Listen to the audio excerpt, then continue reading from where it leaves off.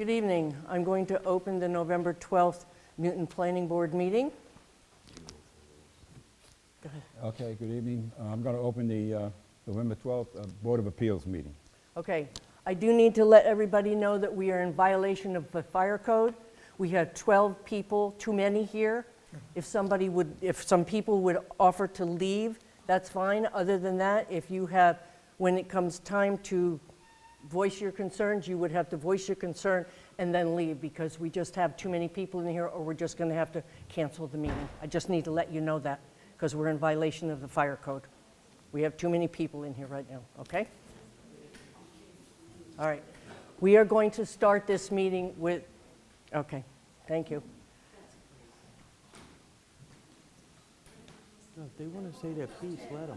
We're going to start. Let them say their Okay, piece. you can stay. Go ahead, ma'am. You two can stay, and then when you, We just have to say it to cover Yeah, my okay. butt. all right. I'm going to start this meeting tonight with the Pledge of Allegiance, please, if you would all rise.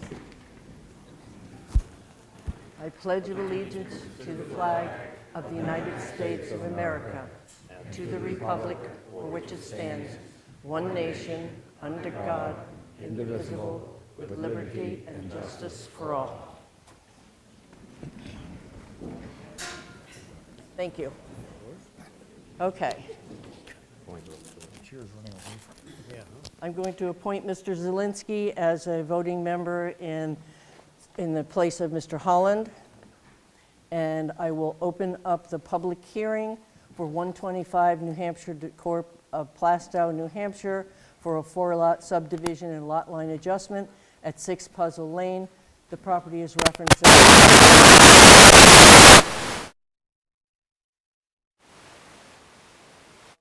Block 1, Lot 27-3. Madam Chairman, Yes. Hamel has a statement to make. in recent years, I've recused myself from issues that abut the Sergeant Woods condominium property because I was a member of the Board of Directors and an officer of the Sergeant Woods Condominium Association. As of October 18th, 2019, I am no longer a member of the Board of Directors or an officer of the Sergeant Woods Condominium Association. I continue to own and occupy a unit in Sergeant Woods. My unit does not abut the 125 development property. Therefore, I consider myself to no longer be an abutter to the 125 development property. Because of my former position when this proposal first came to the planning board, and to avoid any appearance of conflict, I have decided to recuse myself from the consideration of this subdivision application. Okay. Thank you. What is that? Must be somebody's thing. Okay. Thank you, Mr. Helmut. Okay. You can start your presentation if you'd like. Good evening, Scott Franco from New Hampshire Land Consultants here representing Coleman McDonough this evening. Okay, I think you're going to have to speak just a little bit louder so the Yep. people down here can hear you. Scott Franco is from New Hampshire Land Consultants representing Coleman McDonough tonight on this application. I'll go through the whole application, the variances and everything that we're asking. Seeing it's a joint board, I'll try to cover everything. Okay? What we're proposing is, as you said, a lot line adjustment and a proposed 4-lot subdivision. The lot line adjustment is the line that was created when condominium plan was done for 27-3 for, and forgive me, I don't know the puzzle numbers, but the 15-unit condominium building. We're proposing to adjust that line, which is represented in the 4-lot subdivision. The 4-lot subdivision consists of four lots. 27-3 is the larger of the lot, which would remain 150.65 acres. There's frontage on Route 108, and that is one of the variances we'll be asking for. There is frontage, there's 49.97 feet of frontage. The requirement is 150, so that's one of the variances we'd be asking for. The second lot would be 20, we haven't got these numbers approved, but on a plan and what I'm reading they'll correspond. 27-5 is a 5.05 acre lot. It's the existing condos that were approved years ago. It does have frontage on Puzzle Lane, 152.8 feet of frontage, so that has enough frontage. But there is a variance also with that lot. When it was approved, there was a 30-foot setback in town. Since that point, it's changed to 50. So there's a variance to that, as done on other lots in the park when the side setback got changed. The next lot is 27-6. It's 6.04 acres. It's the Quintana Supplies Building, which was a site plan approved by the town. This lot, there is a variance as well. There's no frontage on it. The way this lot and the next lot I'll be talking about will be accessed is a 40-foot access that was left when the Puzzle Lane subdivision was done, and I think in the early 2000s. There was a 40-foot lot, or 40-foot wide access easement that accessed the back lot of Coleman McDonald's. And then the last lot, which is 27-6, it's a 2.92 acre lot, hopefully a future home of Interstate Rigging Building. Currently, there's nothing on it. And this too has no frontage as well as the Quintana Supply one. It has the acreage, it has, but no frontage, so there would be a variance for no frontage on that one. The proposed lot lines, as you see on the board over there, the green is the exterior property. On the larger plan, it's tough to see, but the green is the entire property. And then on the blow-up, the red is the proposed lot lines for the 3 lots. And then everything to the left of the red line would be the remaining land of the 150.65 acres. So to go through the variances, we have 5 variances we're requesting. The first variance, like I said, on 27-3 is for the frontage, where it's required 150. We have 49 feet, 11.5 inches of frontage. On lot 27-6, which is the condos, or no, that's 27-6 is the Quintana building. We're asking for a variance to the frontage as there's no frontage on that. So the variance would be for 150 feet. 27-7 is the same situation, which is hopefully the future home of an Interstate Rigging Building.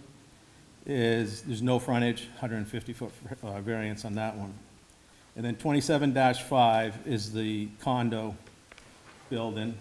This is the 4th variance, and it's got the frontage, like I said, but it would require a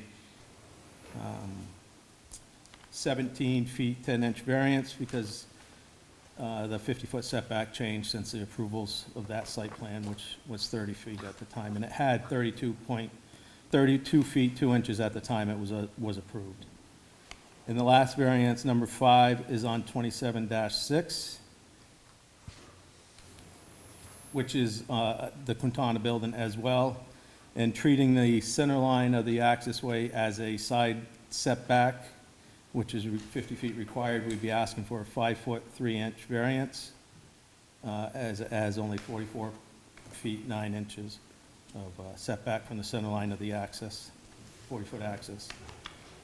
So with this application, there's one state permit that we required for lot 27-7, which is the only lot under 5 acres. It'll require state subdivision approval, which hasn't been applied for, but it will be, as I always go to the first meeting without applying for any permits, just in case there's changes. And I'm open to any questions. That's kind of the whole application.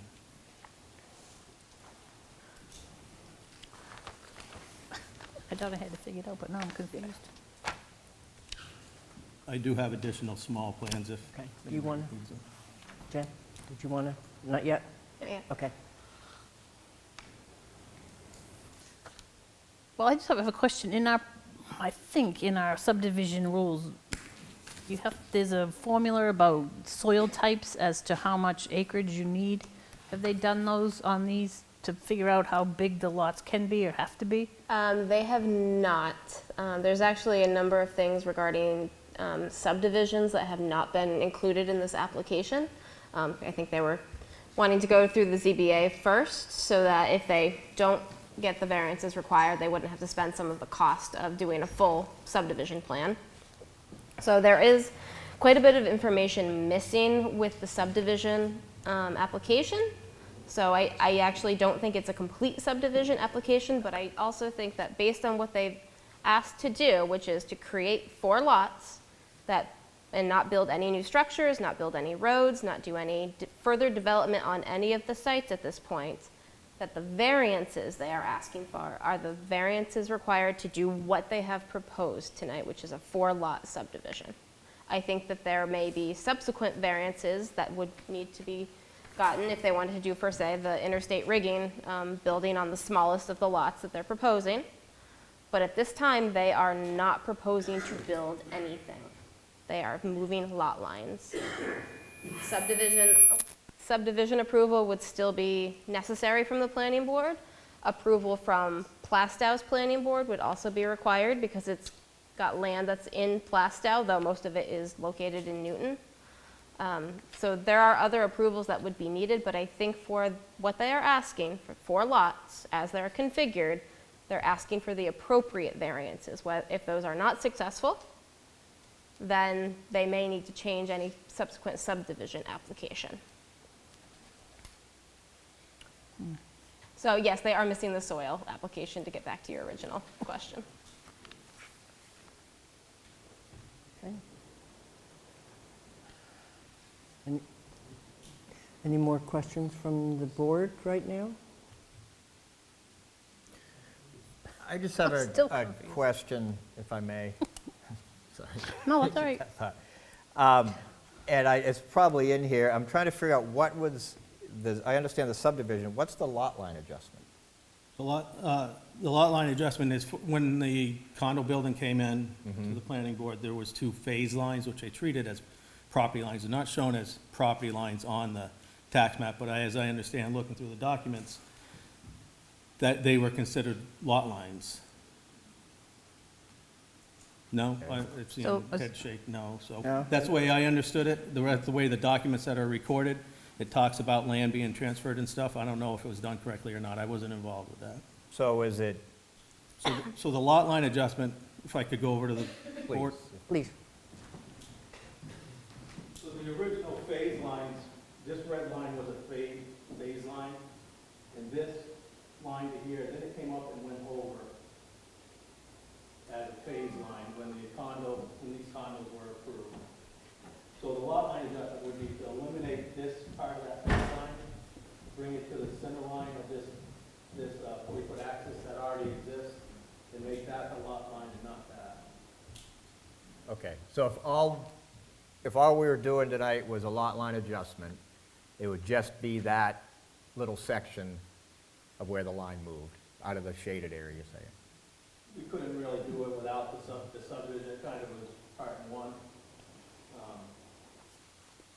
Because if we were just gonna subdivide the condos off, I guess if you're saying something like that, that would be correct.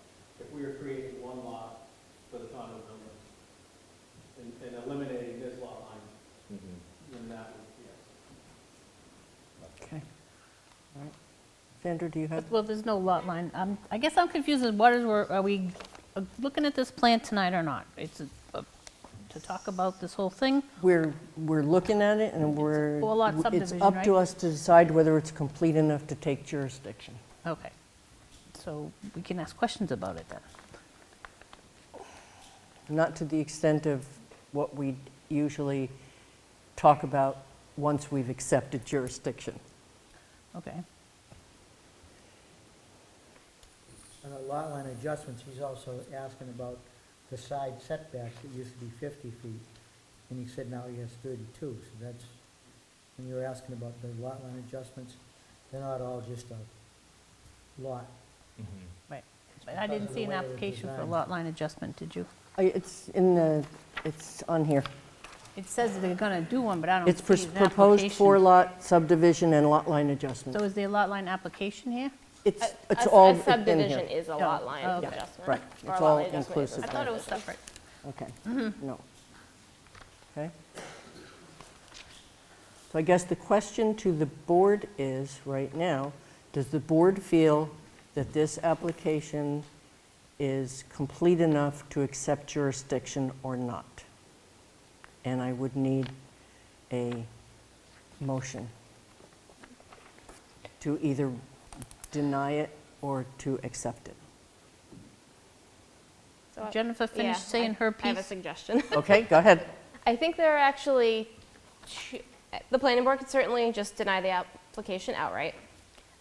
If you feel that it is incomplete, which my recommendation is that you do not accept jurisdiction because I do think it's incomplete per your regulations, is that you could either state what is incomplete, which is a good number of your subdivision regulations in my own view, and then allow the applicant to submit the additional required information and continue the application to a date certain meeting, next month perhaps. And then at that time, if the information has been supplied, then you can discuss whether you want to take jurisdiction. But at this time, you would still be able to make a statement to the ZBA that the variances that are being asked for are the correct variances that would need to be received for the subdivision to go forward, to let the ZBA continue in their process. Or you could deny it as incomplete, and if it may take longer than a month, have the applicant reapply, whether they're successful with their variances or not. That way, abutters are also re-notified. Can you tell us why it's not incomplete then? Well, I think it's the discussion that was at the ZBA the other night too, as well, is bringing a full application in without variances. It's a large expense. So we like to come to the board and get input, which I think there's another application coming to the board to get input before getting variances approved. And once a variance is approved, submit a full application where, Can we get that from the ZBA, As to what is missing? get the variance approved? Because the ZBA has a requirement that they get a denial from the planning board in this instance, I think if you make a statement that you think that the plan is not complete, but the variances that they've asked for to do this plan, and if they submit the appropriate information for the subdivision, so they can continue with the ZBA process, they would have to, even if they had a complete subdivision approval, the planning board could not approve it unless they got all of the variances that they were asking for. You could only conditionally approve it. But I think that if you make a determination it's incomplete and give them a month or so to get the information in, that's one choice. Or let them take longer and then re-notice the applicants, that then the ZBA can continue with the variance process. Well, I can see that the variances asked for are probably necessary. What I can't tell, because there's just not enough information, if that is going to be the only variances that would be required. Right. So I think to do just the subdivision, as it is proposed, yes. If they want to say subsequently, as just been presented it before the planning board and the ZBA, do a roadway through especially the bigger lot. If they want to put a structure on the new proposed empty lot, those may require a completely different set of variances or possibly waivers from your site plan or subdivision regulations. There will be other hoops. There will be other approvals necessary. But just to do this, I think they've asked for the right variances.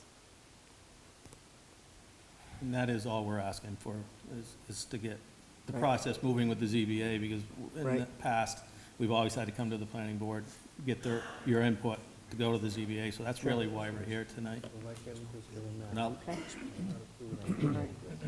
So I'm going to I have a chance, I will. need a motion. Just one other question for you, sir. Now, it's obvious this is a little piece of a much bigger plan. I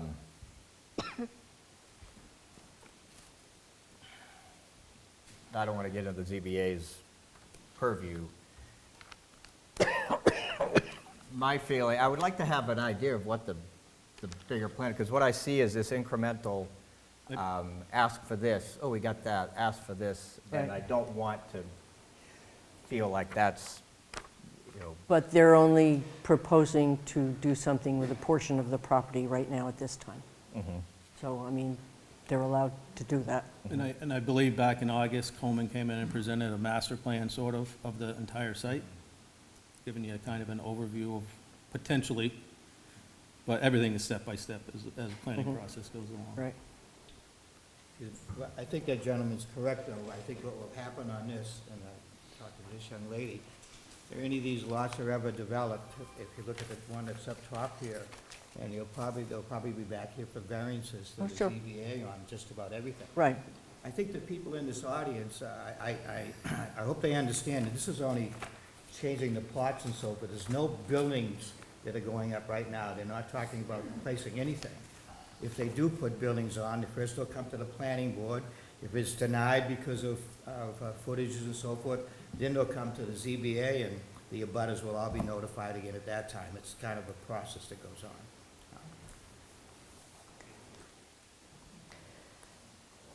So going back to my original question about lot size, so say they went to ZBA and they gave them their variances for their setbacks. Then are they going to do a calculation on the soil size of these to make sure these are the correct size for what the soil that's there or whatever? So doing a high-intensity soil survey would have to be a requirement, which is in your regulations. They haven't done test bits that I'm aware of on these empty lot that they're proposing, so they would have to do that. They would have to get a DES septic system approval, depending on what they were looking to do. Just given the lot configuration, almost any building would require a variance because it's within 200 feet of a residential district. So for putting in a structure, so that would likely require a variance, given the size of the lot. So there are other approvals that would be needed. At this time, again, they are not asking for any structures. So what you see on the There's already ground, structures there, right? There's already the stuff two there. structures shown on the plan are already existing. What you see on the ground would not change as far as the buildings at this point. Well, there's 4 lots, right? So There are 4 lots. only 2 have buildings on them Only now? 2 have buildings. Right. And they're not planning on doing anything with those buildings at this time. They're just already there.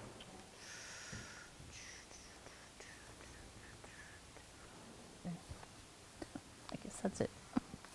Okay. You need a motion to grant them the variance? No, we're not doing, we don't do variances. We need to decide whether we're taking jurisdiction, or if we decide that the plan is incomplete at the time, which will be construed as a denial for the ZBA, and then they can do their portion of the meeting right now. That's why we're here. Correct? Yes, I do actually have a question for the Yeah. applicant. Yes. Is the information that is missing from the subdivision application something you would be wanting to supply while you're going through the ZBA process in the coming weeks, or something that would take longer? No, I think once we get a list of what you have is missing, I haven't seen any review of the, It's a fairly long list. Yeah. Most of the regulations have not been met. yeah, I mean, our plan would hopefully be to go through the planning process at the same time we're going through the ZBA. So we would ask for comments or missing information and continue to next month. Right. Okay.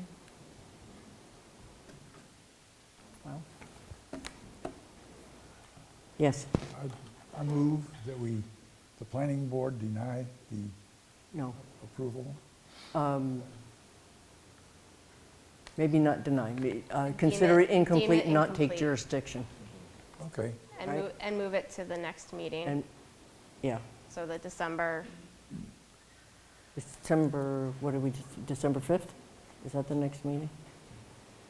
No, All right, hang on, December 12th. December 12th. Okay. All right. So I have a motion, do I have a second? Could you say the motion again, please? Yeah. The motion is to not accept jurisdiction because the plan is incomplete. Second. Thank you.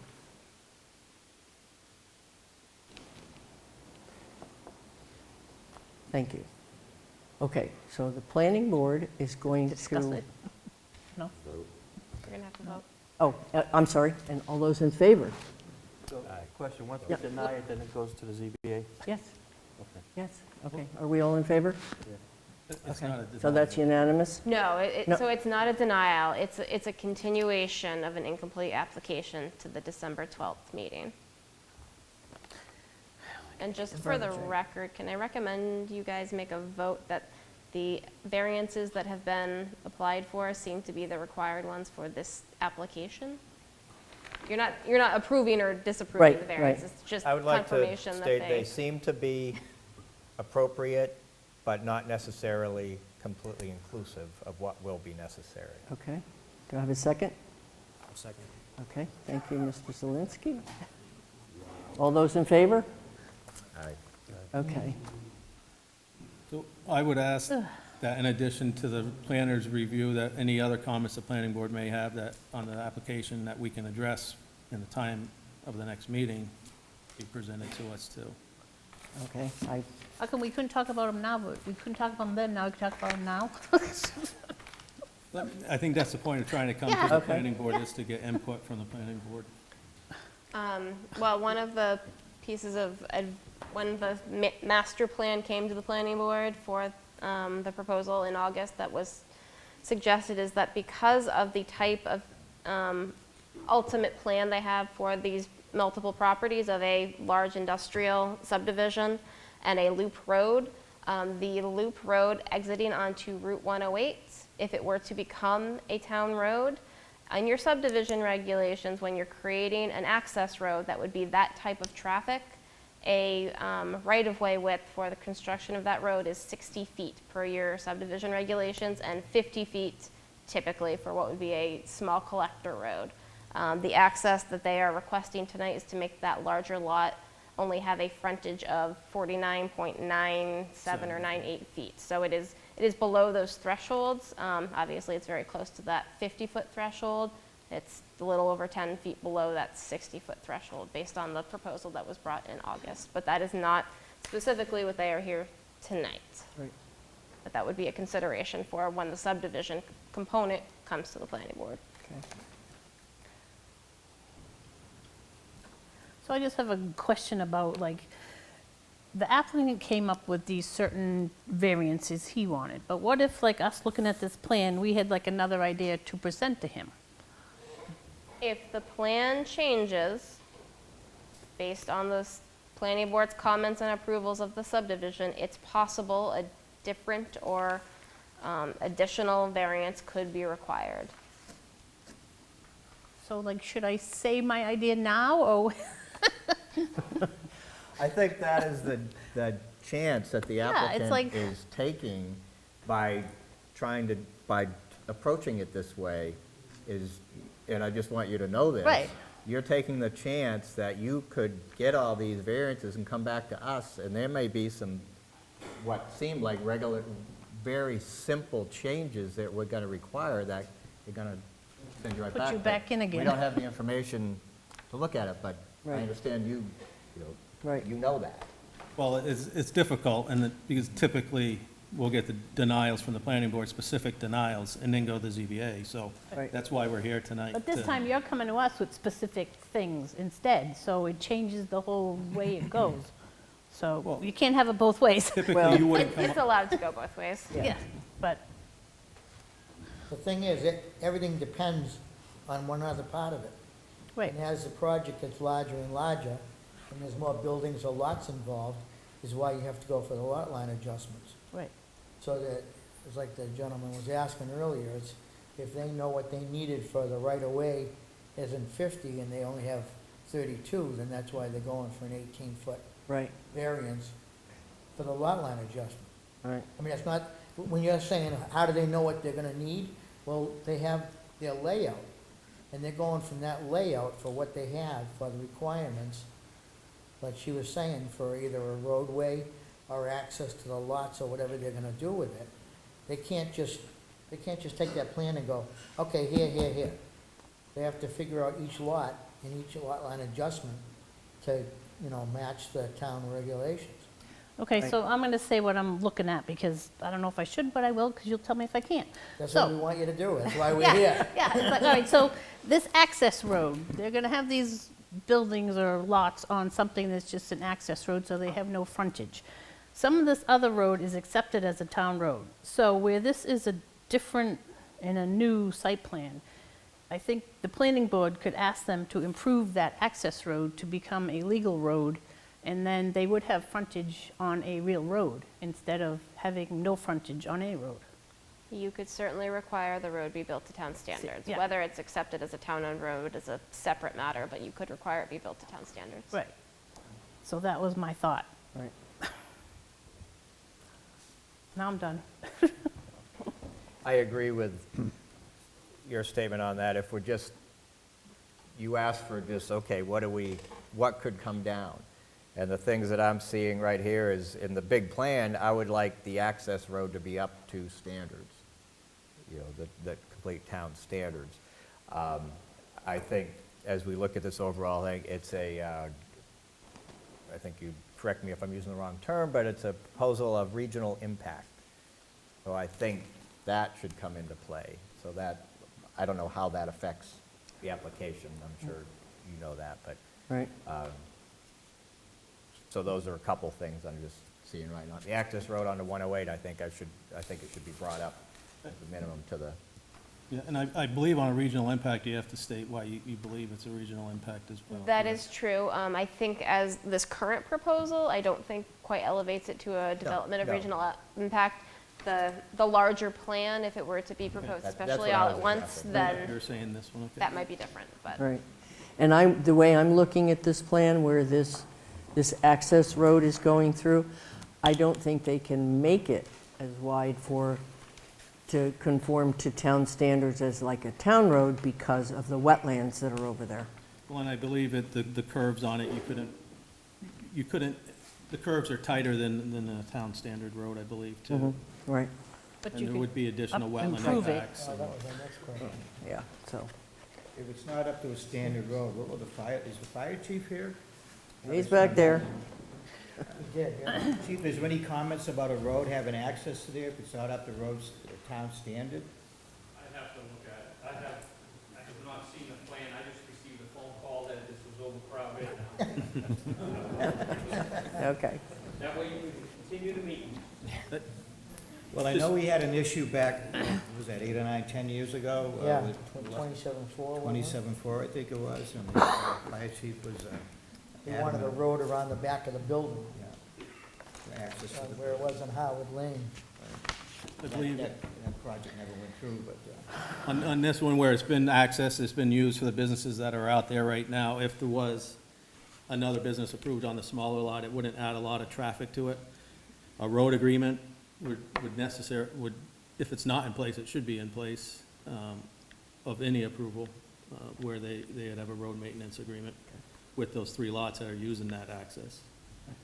To bring it up to town standard, there would be wetland impacts, there would be a number of impacts that currently aren't out there with the road that's out there. yeah, But it could be done. This is a puzzle. You guys It's named on it Puzzle Lane, that's correctly. right. You're trying to fit all this into a very large wetlands complex. It's a puzzle. Okay. All right. I'm going to motion to continue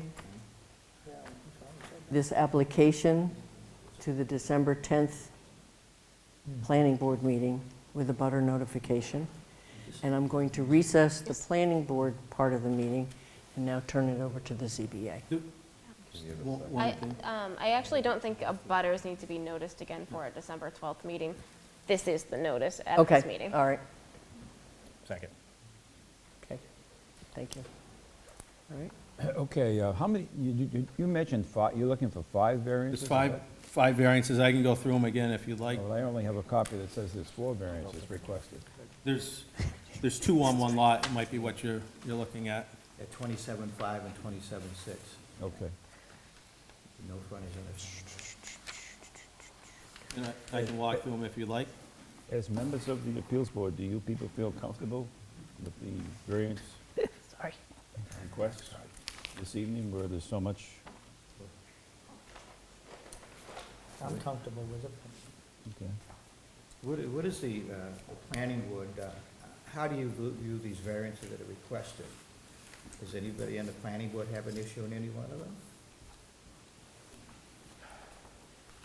I mean, I'm looking at lots here, like whatever this lot here is in there, and I look at that, and there'll Right. never be anything built on that.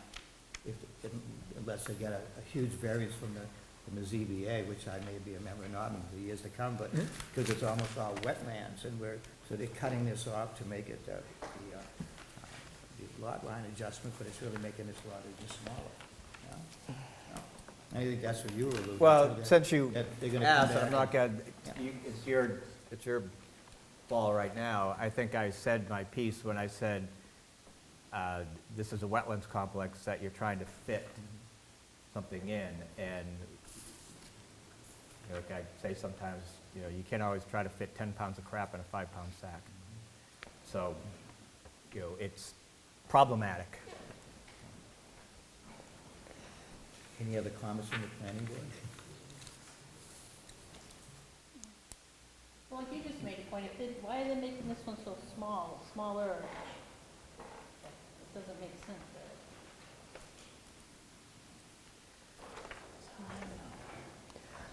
I think it's to go, it goes along the road.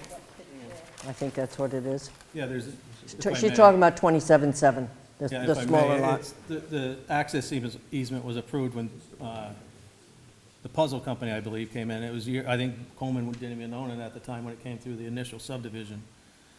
There was a 5-lot subdivision, and that access easement was put in place at that point. So to make it, for ease of planning, put it in the center line of the access way is where we created the lot line. And the purpose of doing this, just so everybody knows, is currently Coleman owns all that land and he leases it. He'd like to sell the stuff fee simple. Sell it fee simple, and a lot of people want their own property. They don't want a leased piece of land. So what he's trying to do, say the Quintana building, it will have its own independent piece of land if this was approved, and he could sell that. Right now, he could sell the building, but he couldn't sell he wouldn't want to sell the land because that's attached to the 165 acres. But you didn't want to sell them the wetland.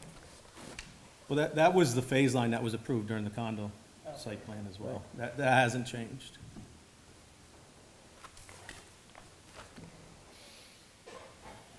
Just a point of information.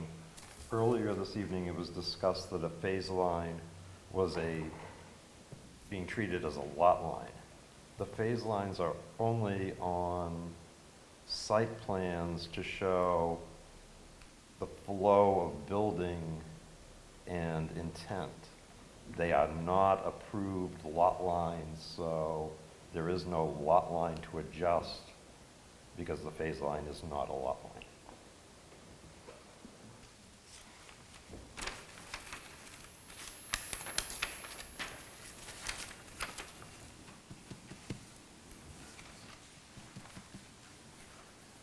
Do we want to go through these variance requests? And Yeah, this, He gave us a list. did we have a list of I think it's, What are our concerns? I did do a cover letter explaining the variances. If you'd like me to walk through them. Right here. It's right in there.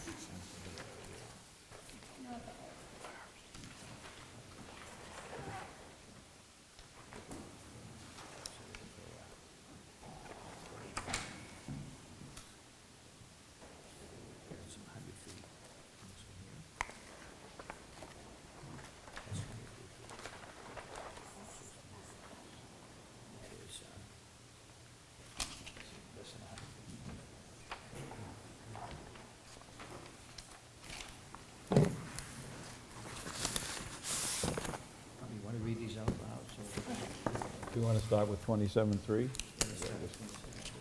which is the first variance request, correct? 27.3? And I do have a 3-sheet set that we submitted to the ZBA that's specifically for the variances, if anybody, like, it's less sheets.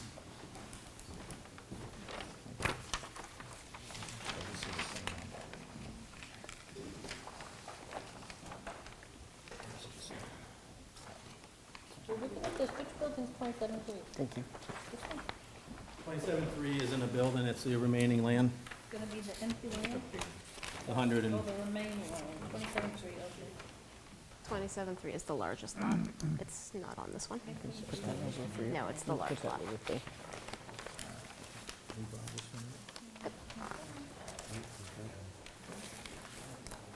So 27.3, Tom, is this lot here. Okay. And the variance request they're asking is to create a lot with less than 150 feet of frontage, which is zoning ordinance 21.4. They're asking for 49.9 feet of frontage, where 150 is normally required. Is it 100, is the variance required? Okay.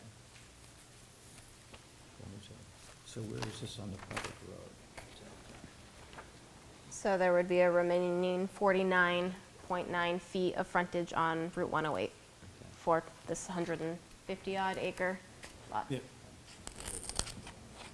Which currently there is an access going down there, that's the way Pullman access that property as well as Sewers Park. 150 acres. Should have more than one access.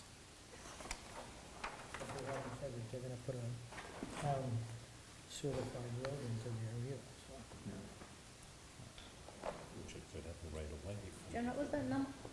It is zoning ordinance 21.4.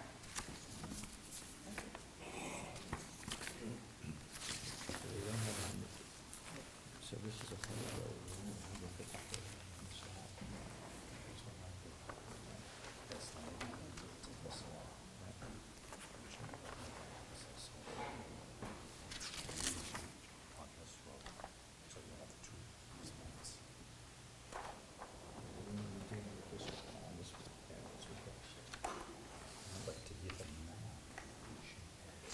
The only frontage it's gonna have then is this little bit.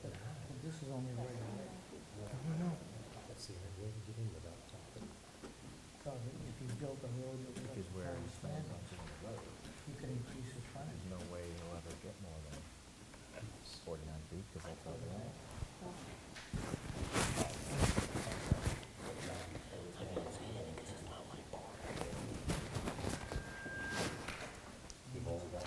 We should be talking about this, so people can hear what they're saying. I'm gonna. You want to talk a little bit? Can I ask a Go question? ahead. Could you show the frontage that lot 27.3 currently has on the larger plan set? Currently, 27.3, this is the 49.97 feet of frontage, there's an access currently that was, it was approved at some point in the wetland impact and stuff, and there's a gravel road that accessed the larger lot. In addition, like they said, this green is what is 27.3 right now. So you got that 49.97, and then there's 152 around the cul-de-sac. So the overall has 250, or 200 roughly, up front between the 2 points. So you don't have any plan on changing that right away with No. a big activated road? Well, if you did that, you'd have more frontage. Change, You could make them more frontage. make your frontage where? Another road, you can make them more frontage. If you added a road in here. Right. Right, and he may do that down the road, but right now we're not asking. Tell us that one. Yeah. I mean, in the master plan that's been presented to the zoning board and the planning board, there was, you know, it's kind of a dream to do a larger commercial subdivision. But at this point, that's not in the cards.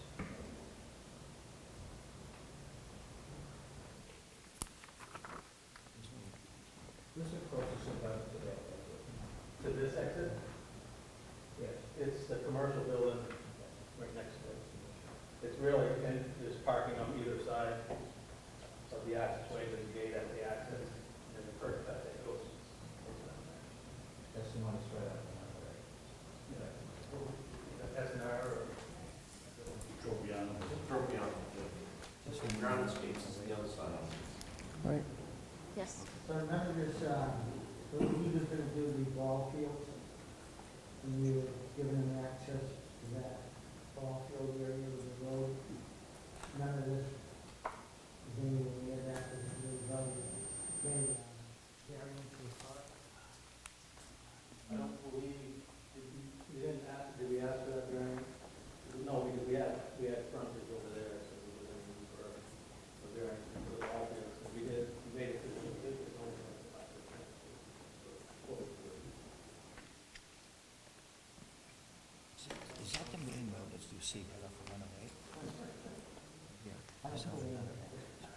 He has frontage here, and he has frontage here for this lot currently. Frank, you live in the same road, though. No difference. It was the same entrance, yeah. Yeah, that's what It was the same entrance for the ball field. Yes. Right. And we were told that it was so close to 50 feet, they went to split hairs and they just go through it. When that road approached to the four baseball Go up fields. to the mic and state who they are. Saying if you could use that road for the access and more frontage. Mr. McDonough, if you're going to speak, would you come up to the podium? I'm not saying you can't speak, I'm just saying you need to come up there so everybody can hear you.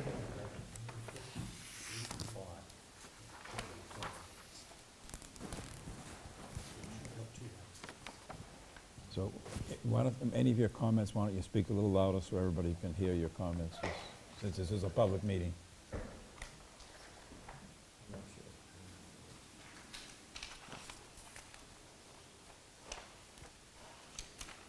So, do we want to start with 27-3?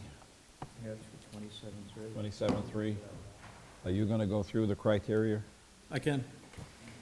And we can decide with each criteria whether we agree or disagree? Yeah. Could you open this up for public comment before you get into the nuts and bolts of the, Absolutely, sure. If anybody would like to speak, if you come up to the podium and tell us who you are, if you're in a butter or what. Victor Markey, I'm in Sergeant Woods, but I'm not in a butter, but I'm interested. Lot number 27-7, 2.393 acres. There's a 50-foot vegetation buffer, so they're going to change the property line. What happens to that buffer? The buffer, the 50-foot buffer on the property line for a vegetative buffer would still be a requirement along the new property lines. So as they abut Sergeant Woods, it would still require a 50-foot vegetative buffer, even on the new lot. But it shows on the map that it's over that buffer. The existing structure that is there would not. No, there's no structure, it's just a lot, and it shows the lot intruding in to the 50-foot buffer. The lot can be in the 50-foot buffer. They can't put a structure in the 50-foot buffer. That's fine, but can they knock all the trees down and? No, it's a 50-foot vegetative buffer. Oh, okay, that was So my, the trees have to stay in the buffer. that was my concern. Because, you know, it'd be wide open to the condos that are living there.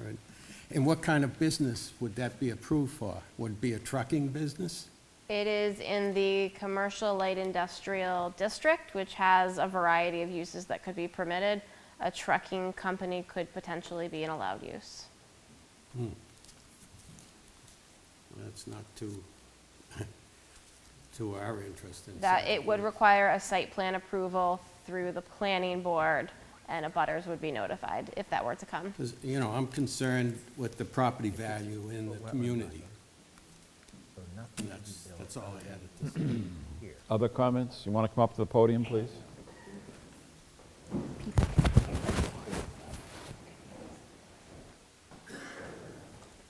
I can't hear that. Nancy Harlan, 14 Evergreen Drive. I also live in Sergeant Woods, so I believe we are all abutters.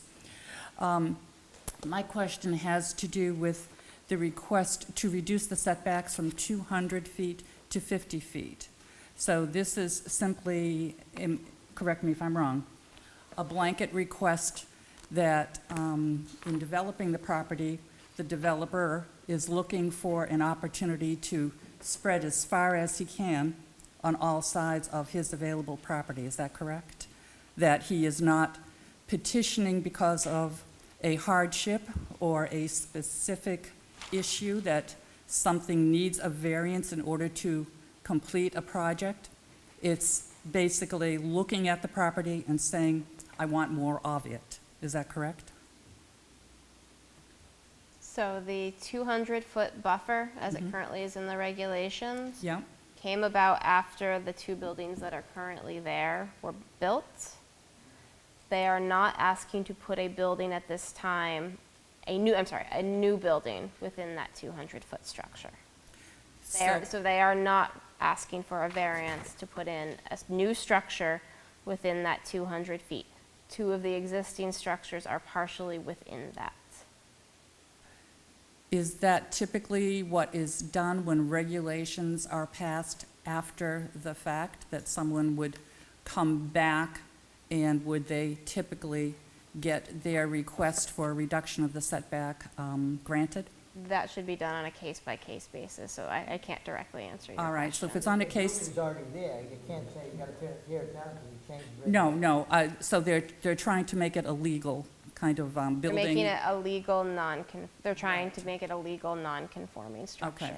So then, and this is what I'm trying to understand, the requests that are on the table tonight to reduce from 200 to 50 are just to cover buildings that already exist? Or does it go beyond that scope and look at other land? It does not go beyond. Okay. But, so that's just to make it legal, I guess you could call it. And then as the project progresses, then if more variances are needed, then they reapply. There could be other approvals from different boards required Right, based right. on what they're looking to do. Okay, thank you.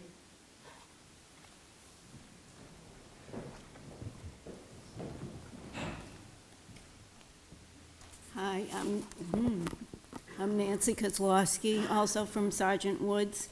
And since this is not most of our field of expertise, I was hoping, although Nancy Harlan just asked some of the questions, but I was hoping that you could go over the requests for the variances to the Zoning Board of Appeals to help us understand more what's going on. I understand the 108, 49 and a half feet frontage on 108. That seems pretty straightforward. Lot 27, 5, and 6, that has no frontage on the town road. Are they trying to tie a road into the 49 and a half feet frontage on 108? Not at this time, no. So what are they actually asking for? So I They're can asking understand. to, what is currently one lot, create it into 4 lots, and of those 4, 2 of them would have no frontage on a town-owned road, but they would have frontage on a access way via an easement that comes off of the end of Puzzle Lane, that at the cul-de-sac. At the end of the cul-de-sac, the public road ends and it becomes an access way to Okay, 2 so at the existing cul-de-sac, buildings. they would be going left off the cul-de-sac into the, Yes, Okay. it sort of snakes to the left. now, the reduction of setback requirements on 27.5 and 27.6, you say those are actually existing buildings at this time? Yes, and they're looking to change where the property boundaries are that would make them now not meet the current setback requirements. So they are not proposing a new structure at And this the time. Current setback is 50 feet? Is 50 feet. When these buildings were built, the setback was only 30 feet. Okay, so what's the 200-foot setback? The 200-foot setback is you can't have any structure that abuts a residential zone, which is basically the property boundary between this property and Sergeant Woods. There's a no structure within that 200-foot buffer for under current regulations. So in order to build a new building within that 200-foot buffer zone, they would need another variance. They are not proposing a new building at this point. Okay, so they're not asking for any new variances cutting back on the 200 feet? Not currently, no. Okay, I appreciate your time, thank you.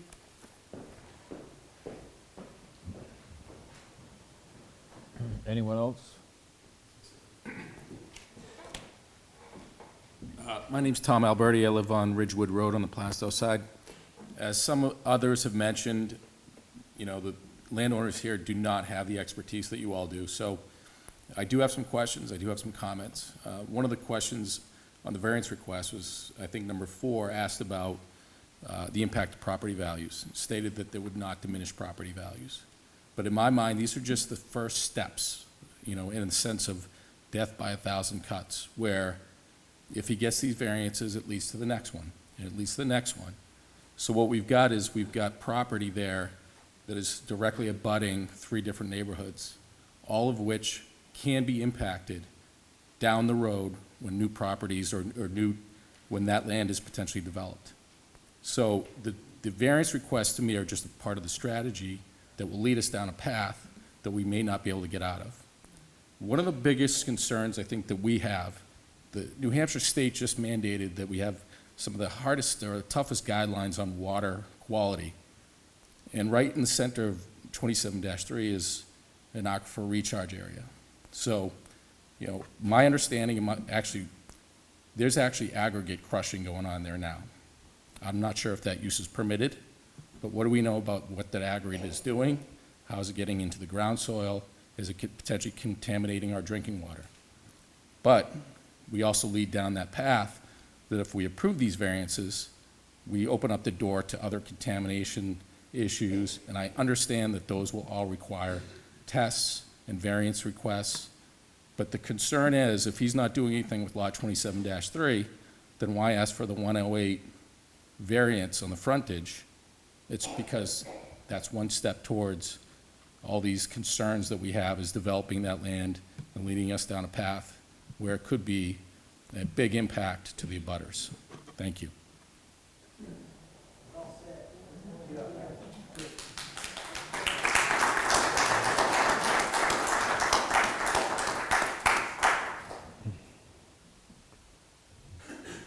The reason there was no frontage was because when that was developed in the beginning, those buildings were all put in that one little section.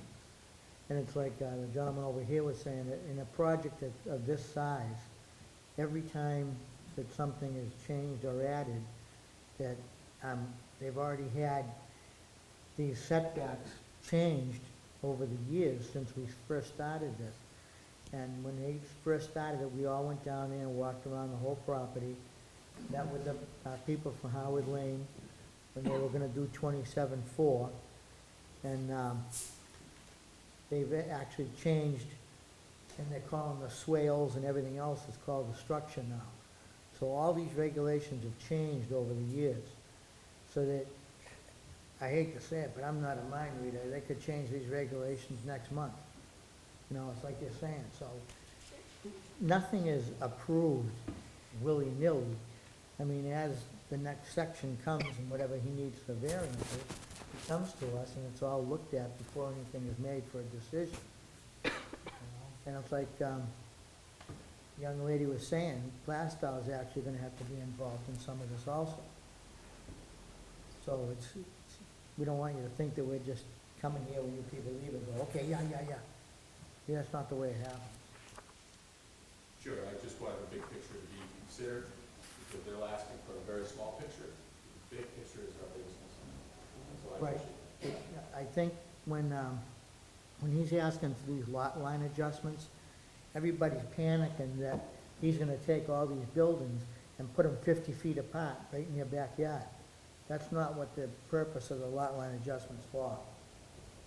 So I was just trying to address it. I thought that might, alleviate some of your questions, but evidently it didn't, but, But he might not, but he may.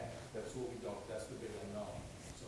yeah, but Thank you. every time he comes for another either variance or a lot line adjustment or whatever it is, it's all looked at. I mean, the planning board does a great job, and we're here every month, and, we look at everything we have to do. And we have people who are well-versed in the regulations or in construction and everything else. And we all add something to the board itself, So I just didn't want you to think it was, we just come here and say, gee, let's go to the meeting tonight. Because that's not the way it is. Yeah, go ahead. My name is Ed Nahabedian. I live at Sergeant Woods. My question to everyone is, what is the value added by allowing a variance? These folks have owned a certain amount of space. By expanding it, who benefits from that? Does the community of Newton benefit from that, or is it just the contractor? I have no problem with anybody making a profit, but Are we going through all these motions and getting nothing in return except for having people, abutters, annoyed by industrial space? Everyone has to make a living, of course, but it doesn't make sense. I want to know the difference between if everything is approved the way it is, or approved with the adjustments. I want to know what the value added to doing the adjustment is. Thank you.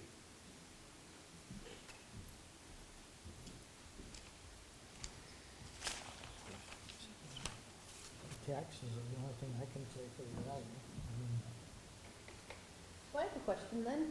Right, value-added taxes, like if there an address, if there's no frontage, does that limit the tax value of that land where these buildings are gonna be?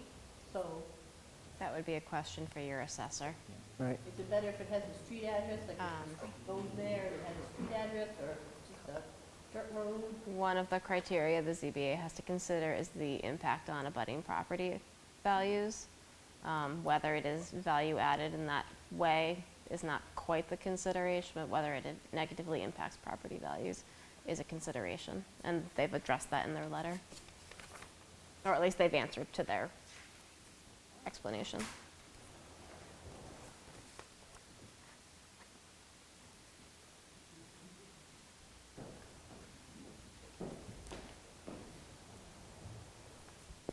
Nancy Kozlowski from Sergeant Woods. So you mentioned the regional impact. So this whole parcel of land can be brought up 4 lots at a time and never meet the threshold for regional impact? There is no absolute threshold for regional impact, but it's typically when it is going to impact things like natural resources, traffic, schools, facilities, impact in more than one municipality. It would not apply to Massachusetts in this case. So if the ZBA or the planning board through an application did feel something came to the threshold of regional impact, they could declare that. What that does is it triggers that the Regional Planning Commission, in that case it's Rockingham Planning Commission who I work for, would then have a regional impact review committee and would be given a butter status. So the Planning Commission is able to comment on a variety of issues, including things like traffic or natural resource impact, school impact. And if there are comments, that is then submitted to the town in which the application has been proposed. Neighboring towns are also able to participate more so in the process. And then that information is given to the appropriate ZBA or planning board for their consideration. It does not have any ultimate influence on the outcome other than providing advisory comments. So 1 or 2 lots at a time may not trigger a regional impact. Multiple lots at a time for something of an industrial may trigger regional impact. It's up to that planning board or ZBA at the time. I don't think the current application really reaches that threshold.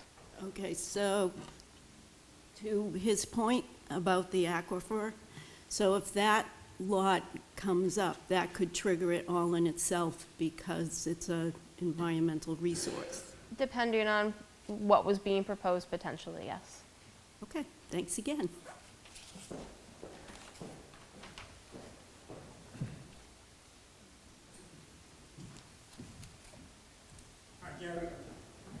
Gary Castiglione, Sergeant Woods. I think everybody's apprehension is because no one knows what the future's gonna hold. I mean, if you build a development now, for example, Tuscan Village in Salem, a supermarket, they lay the plan out before the people, and then oh, that's a great idea. Then the variance is passed, easily. But right now, everything's a mystery. We don't know what's going on the land, we don't know what the impact's gonna be. And I think that's why everyone's just a little nervous on what the future holds, just as he said. So if we had an idea of the future, I think it would be a lot easier for everyone to understand. Thank you.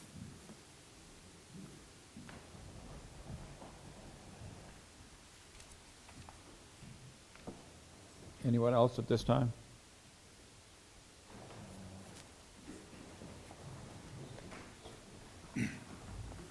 Roger, Excuse me, Roger Hamill from Sergeant Woods. My comments are basically about, he's coming in and trying to create a lot that then will not be buildable unless he gets another bunch of variances. That 27-7 that on his plan, it currently would require a 200-foot setback. He's not asking for that today. He's asking for, just make it a lot. We won't talk about what we're going to do on it. And then later, if this gets approved, then he said, hey, now I have this land, I can't do anything with it. You're going to have to, so by incrementally coming in, he's creating a situation that wouldn't get approved if it were presented as a whole picture. And I think that the zoning board should look at that, and even though, yeah, he's not asking to change the setback near the residential, the width of that lot from the back line and the roadway, or it's not a road, it's the driveway that setback that he would need, would not, you're going to create a non-buildable lot. And I think that should be very much considered before you approve any of the variances that he's requesting tonight.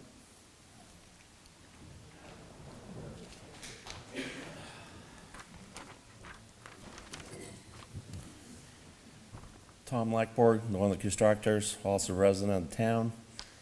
I would like to ask the board if I could speak to the audience. Would that be okay with you? I don't see why not. You don't have a problem with it? Okay, so it's great to have all you here tonight. I really appreciate you all coming. I live in the middle of you guys, and years ago, Sergeant Woods was proposed, and you came in, not you people, your residents are there now, but you were able to get all the variances to create what you live in. And I live in the middle of you, on either side of the entrances coming in. And I watched the process. I was in the same seat as you people were. I was like, oh my God, we're gonna get all these people in our backyard. Well, you're in my backyard. So I'm kind of looking at that. But here's what I'm gonna talk to you about. I moved here in 2002. My taxes were $2,650. Today, I just got my bill last week. I'm at a little over $8,000. What did you say? How do you feel about that? Well, we built a new school, right? You do services. I know you don't take any service, but yet, then again, you do. I understand, you don't use a few things, but, you don't need the roads plowed and so on. You're more than, we use Fire Chief John's services, we use police services, we still have some services. But what I want to say is that the only way this town's going to get out of this tax problem is what this is, the industrial park. It produces a lot of money down the road. And I don't see anything else that's going to cure the town at this point. Okay, Nope. No. wait a minute. Tom, if you just want to finalize your comments. I'm just want to try to clean up. I'm not going to have an argument with you, so No, please I'm just saying, give me my time, he please. pays 60 million in taxes, we pay over $1 million. The point is, I was just trying to have a discussion with you, that's all, because this never happens. Roger's able to have this discussion with all of you, apparently a little while back ago. But, as we know, and I just want to have my say too a little bit, like you all moved in my backyard, every one of you, right? But I was okay with it. But you all lived in there because of multiple variances that these two boards gave. So just to kind of put you on that side. No, yes, I know, I do build in there, and I'm the guy that actually does a lot of the work in there for Mr. McDonough. And we employ a lot of people in there. But I have compassion on all of you. We don't start, we try not to do weekends. We try to be a good neighbor like that. But some people are not gonna like us, and some people are gonna like us. Okay, That's all Tom, it's gonna can be. you wind that up Anyway, then? I just wanted to saved my part. Thank you very much for my time. Thank you. Thank you.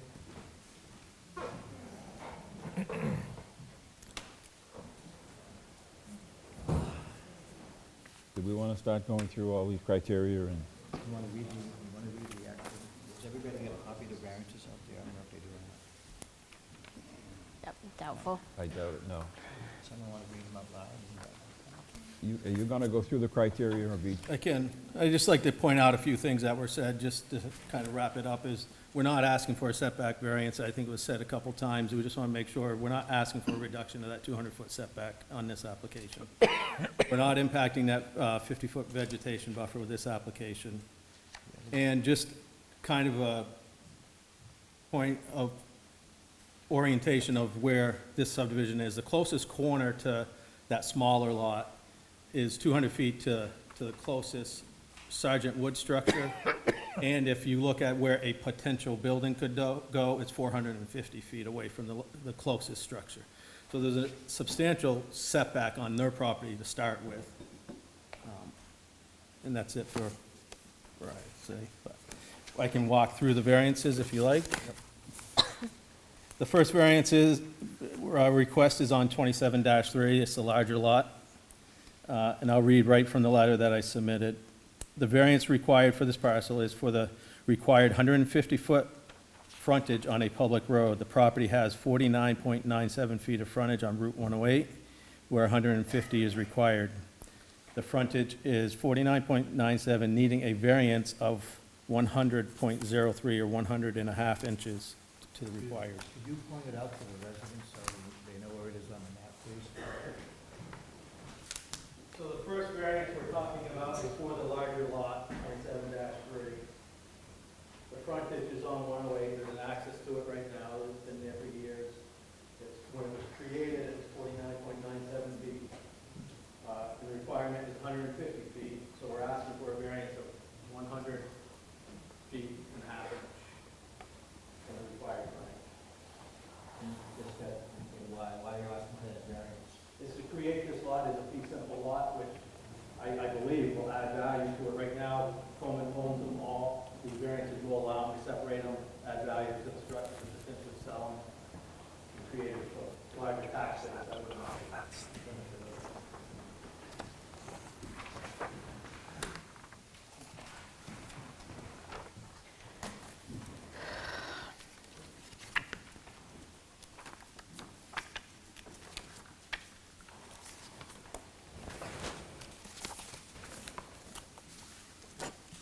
Want me to go right through the 5 criteria for that? Yes. Variance? Number 1, the variance is not contrary to the public interest. Could you go through the variances first? No, you have to do them each. Criteria. You have to do them each separately. Yeah, I wanted to. Go through all the variances and then go through the criteria. Okay. Thank you.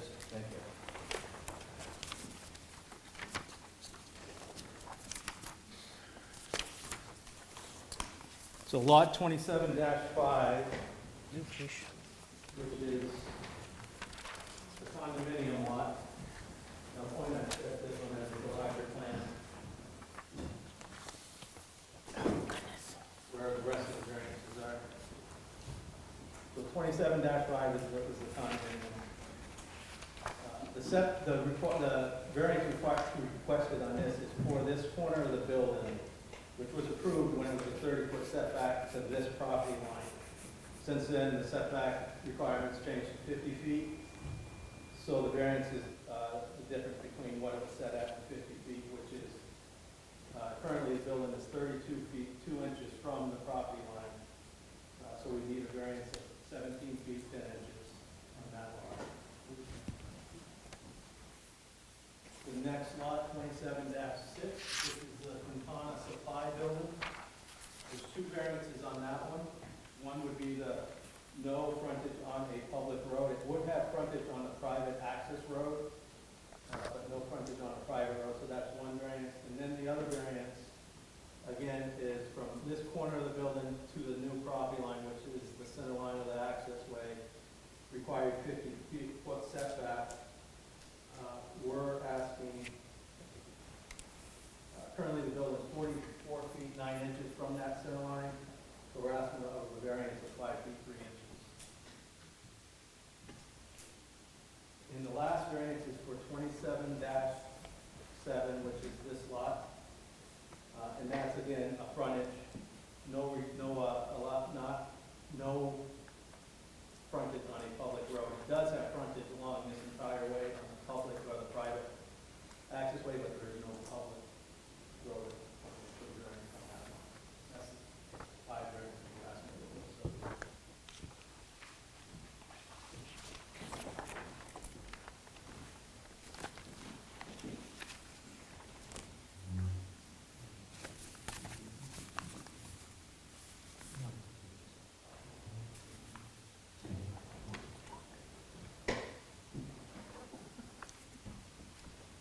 Well, I mean, I wanted the people to understand that these variances, a couple of them are just to make it a legal lot now and so forth. There was nothing happening there. right. In other words, all these lot line adjustments aren't to build something. Right, there's no building proposed at this point. It's all for existing structures or existing conditions. I think that's why all the people behind you, they're all concerned, Right. you know? And as it's been said several times, there's no proposed buildings at this point. It's all existing conditions Create these lots. to create the lots and to get them, as you said, legal lots, and legal lots that can be sold with the appropriate variances, where the banks, I would want to see those variances if it's required meeting zoning to finance something like that. On lot 27-7, Yes. how big a building can you put on that lot with no variances? Well, the 200-foot setback encompasses a good portion of that property, so Roughly, how big a building? there'd be no building on it with no There's no variance. building going on that lot Right. with no variances. Right. And it's- You're saying, right, there's no building going on a lot, or there's no building going on a lot without a variance. Right, and there's nothing proposed at this point, so. And that's why everybody's here. For that one lot. If you sell them lots, you're gonna build on the lots, the people in the way are gonna build on. You want Sir, if you're going to, Come up to the you have to podium. come up to the podium if you're going to speak, I'm sorry, and identify yourself, please. I'm Tom Cameron, Sergeant Woods also. But I think what he's saying, they're gonna make separate lots so that they can sell them. I mean, the only logical use of those lots, they're not gonna build one swimming pool there and all hang around. They're gonna build buildings on that lots. So we're gonna be facing this continually down the line. I'm gonna say the wrong words here, I know I am, but I think they are approaching this piecemeal. I have a pretty good business background, and I think they're approaching it piecemeal for reasons. So that's my opinion, and somebody can throw stuff at me if they want. I think you're right. I think you need to look at the whole gestalt rather than just little pieces and parts. So I think your approach is right. So, but I mean, we all know in this room, something's gonna be built on that. It is, whether it's 10 years from now, 5 years from now, 12 years from now, so that's it. Thank you.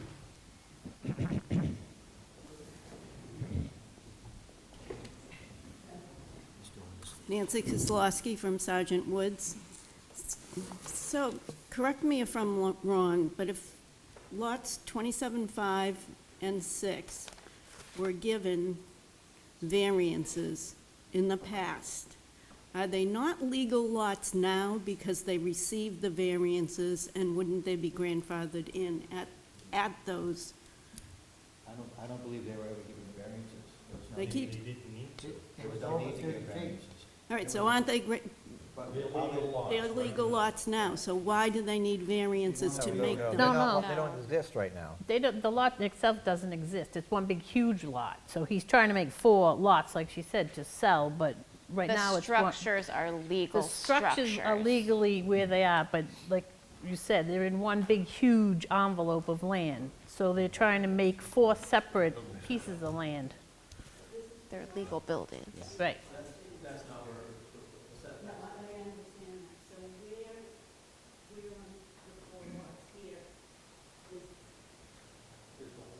The 4 lots there don't exist right now. It's just one big one, yeah. Because he's making it into a small envelope.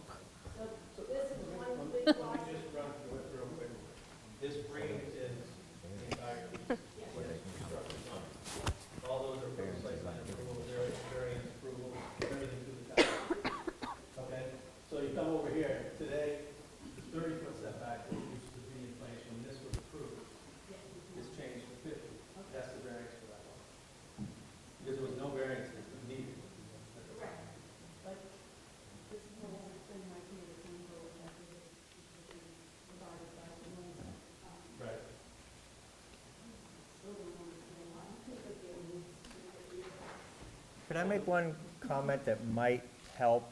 Because what we need to realize here, those lots do not exist. There's one lot. The process, because the planning board essentially said, we don't have an application that we could accept, we're not approving, there's no approval process right now for a subdivision. They need to get these variances. And once they get the variances, they'll come back to the planning board to then ask for the subdivision. Okay? So, Can I speak one touch more? I just want to clarify something because it's given me more thought. On the surface of things, the attempt to get these variances do not have a direct impact on the things that we've spoken about.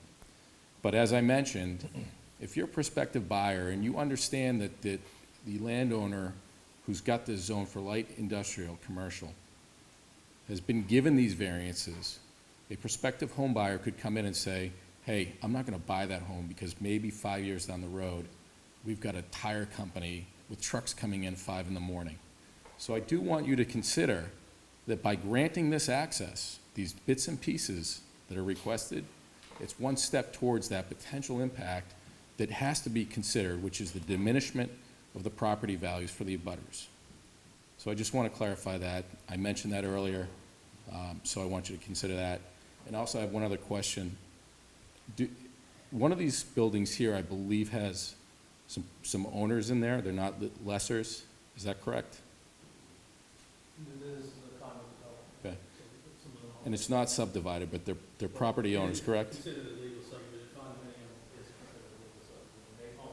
Okay. Are they on these plans for this request?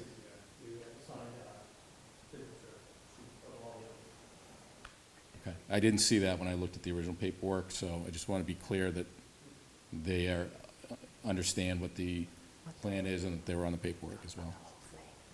Thank you.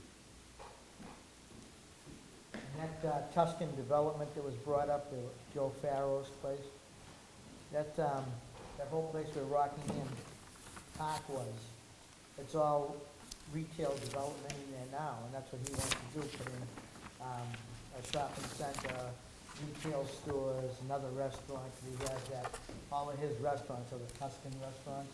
I don't know if anybody's followed all that, but since it was brought up, that's why when he's got this whole layout in Rockingham Park there, that's why his development is all set. There isn't any, he's not gonna put in one building and a restaurant and then not do anything for 2 years, and then come back and then try and put in another, Target or a McDonald's or something else, because he's got it all laid out, and that's what it is. That's his business in the retail development. So that's why the Tuscan development on his property isn't done, if you want to use the word piecemeal, but I mean, it's as something comes up. That's where Coleman is just taking the next process and then coming up with what he wants to build next. And all these measurements, like Ms. Kalaji said, is that when we okayed this years ago, and it was 30-foot setback, and he was 32 feet, he was legal. Now, if he wanted to sell that, instead of just having a industrial development that people were moving into, then he would have been legal if it was still 30-foot setback. Where it's 50 foot now, he's asking for, if you take that 32 feet and subtract that from the 50, that's where he's looking for the 17 feet, inches, or whatever that amount came out to be. So it's like you said, he's not trying to create lots, he's not trying to build something else in a postage stamp. He's just trying to make it legal that if he wanted to take, instead of just having a development that he was renting out or selling or leasing out these properties to these different conglomerates, he's just trying to make something that he could take the little pieces and sell them as little pieces, as a lot, like if you had a house and you'd buy the lot.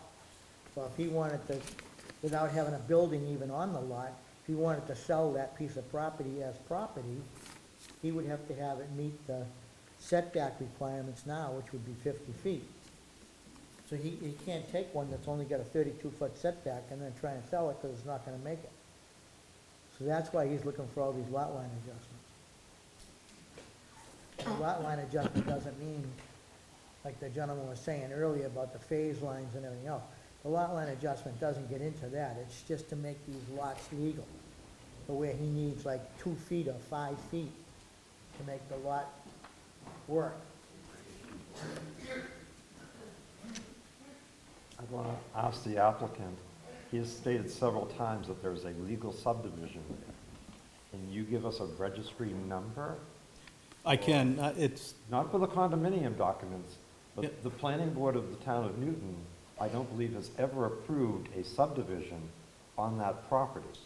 okay, there is a recorded plan for that condominium. There is a recorded plan that shows phase lines Right, for development purposes, Right. not subdivision lines. which the documents that followed it, I believe, and I'm not an attorney, so I'm not gonna speak as one, but the documents that followed created it, or described it as a lot being sold to the condominium development. However, that was done not with the approval of the Newton Planning Board. I can't speak to that. Is that different from what we're talking about tonight? Excuse me? Is that different than what we're No, talking about tonight? No, it's part of what we're talking about this evening. It is different, but it is also related potentially to a butter notification, which I think that is something that we cannot resolve this evening.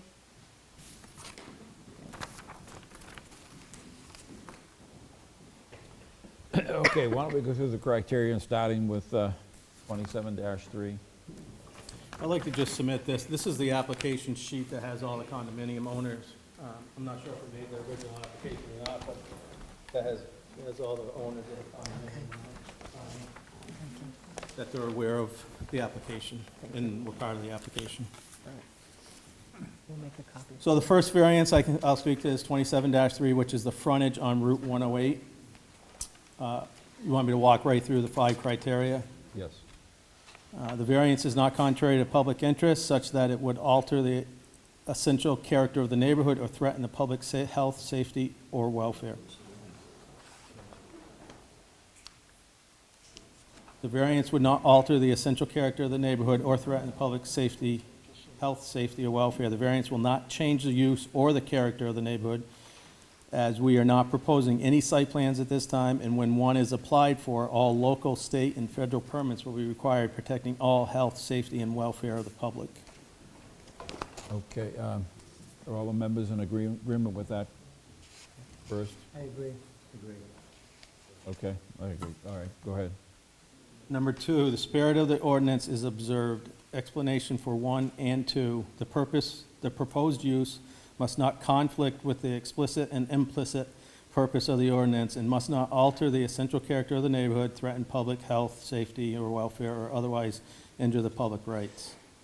The purpose of the ordinance is to provide sufficient access to the property with the 49 feet plus wide access in place and a temporary road in place within the access way, providing access to the parcel proposed. There will be no alteration to the character of the neighborhood.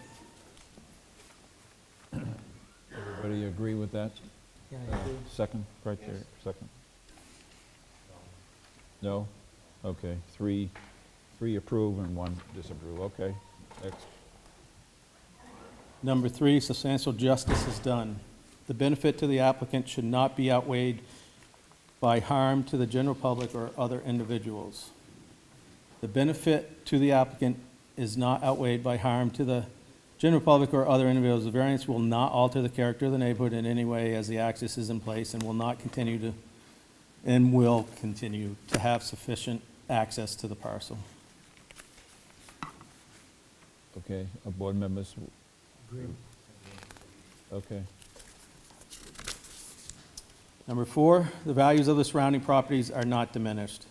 Expert testimony on this question is not conclusive but cannot be ignored. The board may also consider other evidence of the effect on property values, including personal knowledge of the members themselves.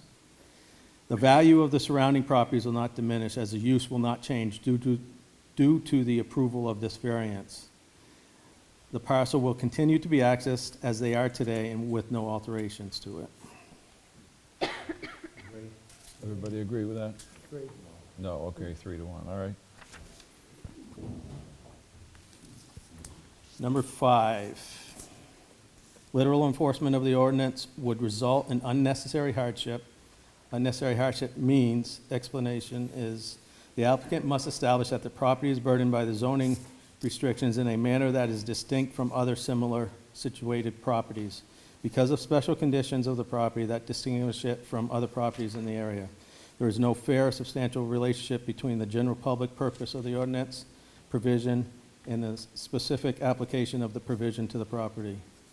The applicant must establish that because of the conditions of the property, the restriction as applied to the property does not serve the purpose in a fair and substantial way, and the proposed use is a reasonable one. The applicant must establish that the special condition of the property causes the proposed use to be reasonable.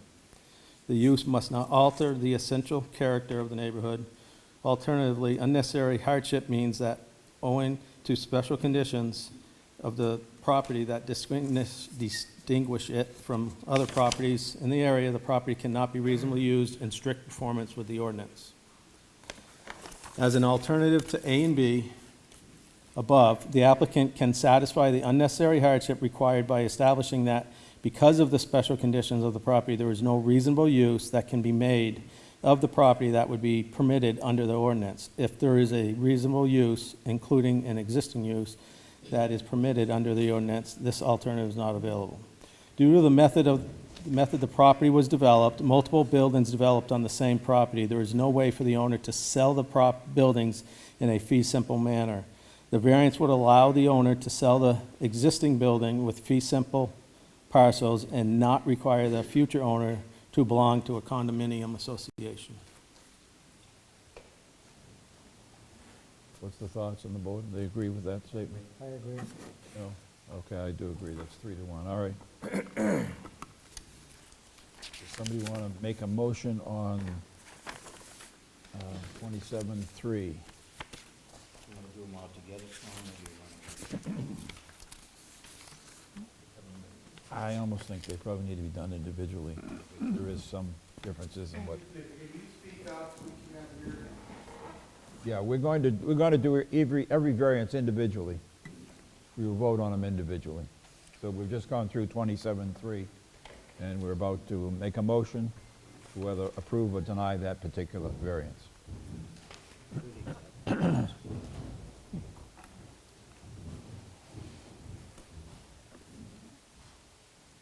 Make a motion, we approve the variances requested for 27-3, as we've already gone over the criteria.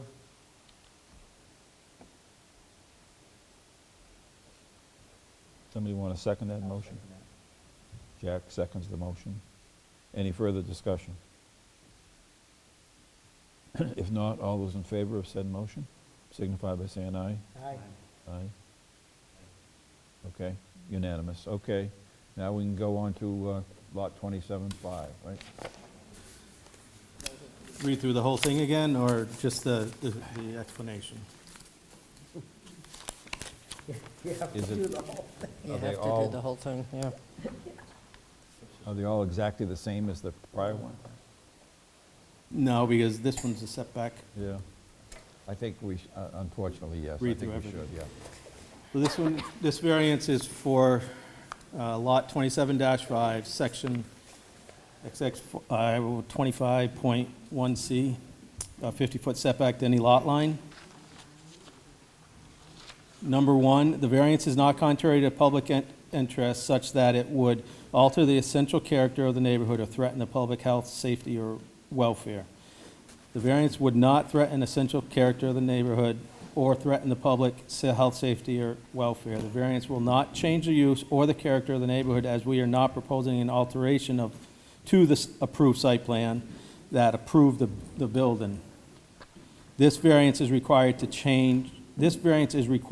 a change in setback requirements from 30 to 50. Everybody in agreement with that? Agree. Okay, all agreed, okay. Number two, the spirit of the ordinance is observed. Explanation for 1 and 2. The proposed use must not conflict with the explicit or implicit purpose of the ordinance. It must not alter the essential character of the neighborhood, threaten public health, safety, or welfare, or otherwise injure public rights. The purpose of this ordinance is to provide sufficient setback to the property line and was approved on the site plan. Due to the change of the side setback from 30 to 50, this variance is required. No alteration to the site are proposed, and there are no health, safety, or welfare threatened, as we are not proposing any changes to the existing site. Everybody agree with that? Agree. All right, unanimous. Number 3, substantial justice is done. The benefit to the applicant should not outweigh by harm to the general public or other individuals. The benefit to the applicant is not outweighed by harm to the general public or other individuals. There is no harm to the general public anticipated by approval of this variance, as the lots will continue to have sufficient access to the parcels, and the existing situation is not proposed to change. Everybody agree there? Okay, unanimous. Number 4, the values of the surrounding properties are not diminished. Expert testimony on this question is not conclusive but cannot be ignored. The board may also consider other evidence of the effect on the property values, including personal knowledge of members of themselves. The value of the surrounding properties will not diminish, as the use will not change due to the approval of this variance. The parcel will continue to be accessed as they are today with no alterations to it. Everybody agree with that one? Okay, unanimous. Number 5, literal enforcement of the ordinance would result in unnecessary hardship. Unnecessary hardship means the applicant must establish that the property is burdened by the zoning restrictions in a manner that is distinct from other similar situated properties, because of special conditions of the property that distinguish it from other properties in the area. A, there is no fair or substantial relationship between the general public purpose to this ordinance provision and the specific application that provision to the property. The applicant must establish that because of the conditions of the property, the restriction as applied to the property does not serve the purpose in fair and substantial way. And B, the proposed use is a reasonable one. The applicant must establish the special condition of the property conditions of the property cause the proposed use to be reasonable. The use must not alter the essential character of the neighborhood. Alternatively, unnecessary hardship means that owing to special conditions to the property that distinguish it from other properties in the area, the property cannot be reasonably used in strict performance with the ordinance. As an alternative to A and B above, the applicant can satisfy the unnecessary hardship requirements by establishing that because of the special conditions of the property, there is no reasonable use that can be made of the property that would be permitted under the ordinance. If there is a reasonable use, including an existing use that is permitted under the ordinance, the alternative is not available. Due to the method of the property was developed, multiple buildings developed on the same property, there is no way the owner could sell the property in a fee simple manner. The variance will allow the owner to sell the existing building in a fee simple manner and not require a future owner to belong to a condominium association. Everybody agree with that? Agree. Okay, unanimous. Okay, we need a,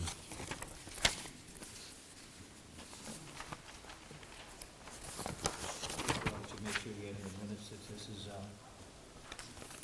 the property is at, This is overlay tax map 14, block 1, lot 27-3.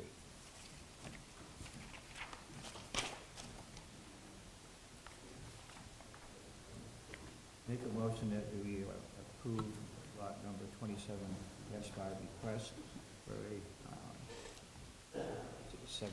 17 feet 10-inch variance from the property line. any further discussion? All those in favor? Aye. Motion carries unanimously. 27-6. This variance again is for the 50-foot setback. 27-6 is the Quintana building, Quintana Supply Building. Number 1, the variance is not contrary to the public interest such that it would alter the essential character of the neighborhood or threaten public health, safety, or welfare. The variance would not alter the essential character of the neighborhood or threaten the public health, safety, or welfare. The variance will not change the use or the character of the neighborhood, as we are not proposing any alteration to the approved site that was approved and built. Everybody agree to that one? Yes. I agree. Okay, unanimous. Number 2, the spirit of the ordinance is observed. Explanation for 1 and 2. The proposed use must not conflict with the explicit or implicit purpose of the ordinance. It must not alter the essential character of the neighborhood, threaten public health, safety, or welfare, or otherwise injure public rights. The purpose of this ordinance is to provide sufficient setback to the property, and the location of the structure was approved on the site plan. Due to the change of the side setback from 30 to 50, a variance is required. No alteration to the site is proposed, and therefore no health, safety, or welfare is threatened, as we are not proposing any changes to the existing site. Everybody on the board agree to that one? Agree. Right. Okay, unanimous. Number 3, substantial justice is done. The benefit to the applicant should not outweigh by harm to the general public. The benefit to the applicant is not outweighed by harm to the general public or other individuals. There is no harm to the general public anticipated by approval of this variance, as the lots will continue to have sufficient access to the parcels, and the existing situation is not proposed to change. Everybody agree? Okay, unanimous. Number 4, the values of the surrounding properties are not diminished. Expert testimony on this question is not conclusive but cannot be ignored. The board may also consider other evidence of the effect of property values, including personal knowledge of the members themselves. The values of the surrounding properties will not diminish, as the use will not change due to the approval of this variance. The parcels will continue to be accessed as they are today with no alterations. Everybody approve of that? Agree? Agree. Okay, unanimous. Number 5, literal enforcement of the ordinance would result in unnecessary hardship. Unnecessary hardship means the applicant must establish that the property is burdened by zoning ordinance in a manner that is distinct from other similar properties because of special conditions of the property that distinguish it from other properties in the area.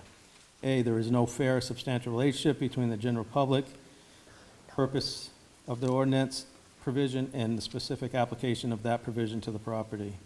The applicant must establish that because of the conditions of the property, the restrictions as applied to the property does not serve that purpose in a fair, substantial way. And B, the proposed use is a reasonable one. The applicant must establish that the special condition of the property caused the proposed use to be reasonable. The use must not alter the essential character of the neighborhood. Alternatively, unnecessary hardship means that owing to special conditions of the property that distinguish it from other properties in the area, the property cannot be reasonably used in strict performance with the ordinance. As an alternative to A and B above, the applicant can satisfy the unnecessary hardship requirement by establishing that because of special conditions of the property, there is no reasonable use that can be made of the property that would be permitted under the ordinance. If there is a reasonable use, including an existing use, that is permitted under this ordinance, this alternative is not available. Due to the method of the property was developed, multiple buildings developed on same property, there is no way for the owner to sell the property in fee simple. The variance will allow the owner to sell the existing buildings with fee simple parcels and not require the future owner to belong to a condominium association. Everybody agree with that one? Agreed. Okay, unanimous.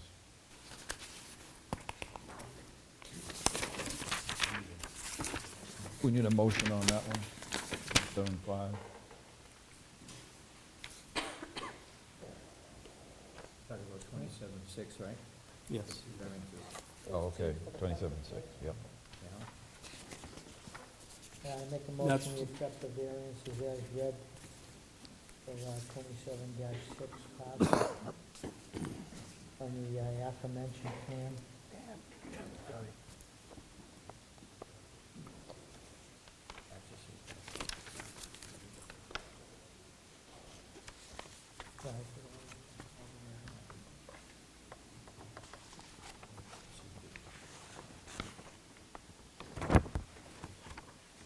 Do we have a second on that motion? Second. Any further discussion? All those in favor signify by saying aye. Aye. Aye. Okay, motion carries. Now, that was just for A, correct? Correct. Okay. So the next variance is on the same lot, and it's the variance from having 150 feet of frontage on a public road. Number one, the variance is not contrary to the public interest such that it would alter the essential character of the neighborhood or threaten the public health, safety, or welfare. The variance would not alter the essential character of the neighborhood or threaten public health, safety, or welfare. The variance will not change the use or the character of the neighborhood, as we are not proposing any site plans at this time. And when one is applied for, all local, state, and federal permits will be required, protecting all health, safety, welfare of the public. Everybody agree with that one? Yeah, I just have a question for our fire chief. Is your silence an approval or an endorsement, or just because you want to be silent? With all due respect, it's the first I'm hearing of anything, so I'll refrain from everything. Well, some of these variances now, we're talking about a center line access for, there is no town frontage, but the center line access to an access road. Is that of concern to you or not, or? I have to look at the access road. Just for the ZBA, if you feel you need the chief's input, you certainly can continue this application process if seeking his input. If you feel that that is a piece of information you can't decide on the variance request. I mean, on this one here, where there's no frontage at all, and we're just talking about center line to a private way, it's just that we usually have our meetings and nobody shows up. So this is a big difference for us. But do you want to look at the plan and give us an advisement? I can tell you under the life safety code and the fire codes, anything that goes there, whoever. Excuse me, Chief, would you please come up and use the microphone? Thank you.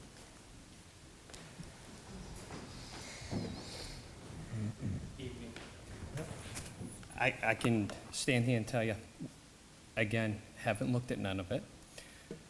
Any roadway, the road agent, police department, public safety gives the input in.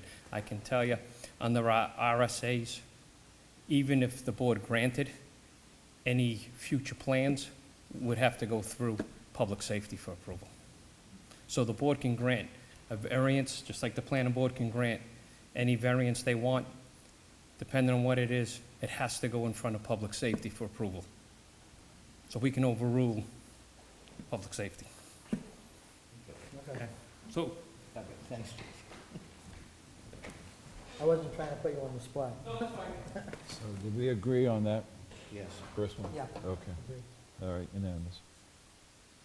Good on that one? Yeah, go ahead. Number two, the spirit of the ordinance is observed.